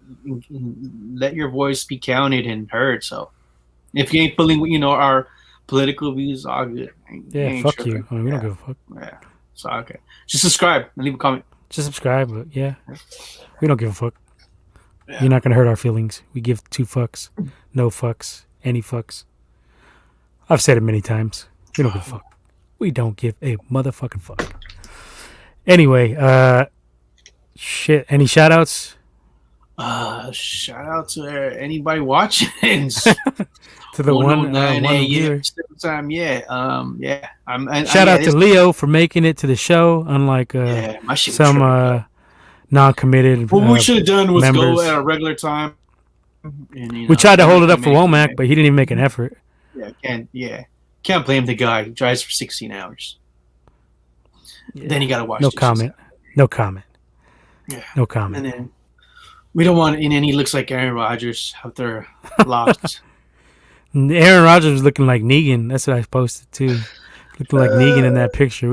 It's on. I'll post it up on the Instagram. All right, check us out on Twitter. Check us out on Instagram. Instagram is at Gold Dirty Bastards with the Z podcast. Leo, let them know our Twitter. Yeah, so we have a Twitter account. Check us out at Gold Bastards, and that's with the Z at the end. Check us out. Oh yeah, we still got our the promo going. Nobody's biting on it, but we're gonna get you a fresh shirt from Bayblood, some sick Niner shirt, right, dope gear. Got the Gold Dirty Bastards mask, some stickers. I mean, shit. Jump on official. You know what I'm saying? You could get this. Rock this. All you gotta do, it costs you nothing. Just give a like on, give a subscribe here on YouTube, and then tag 3 of your friends on our post on IG. Yeah. And if you're number 100, you'll get the. If you're the 100th subscriber on YouTube, you'll get the care package. Yeah, we're gonna spice it up a little bit too. So jump on it if you're listening. Yep, that's definitely. Probably throw in Womack's phone number there, so you give him a call. Throwing Womack's picks for the week. That's pretty worthless, but just go opposite. Guarantees to make some bread. Yeah. Womack's getting benched next week if he even comes back. Let's be honest, dude. He's like Mostert, basically. He's probably he's you can Trey Sermon right now. This dude fucking getting hurt on the fucking walking to the podcast. I fell out of my truck. I'm hurt. Yeah, he got his vaccine too, so he's probably gonna blame that. Probably gonna say he got I felt sick. I was tired.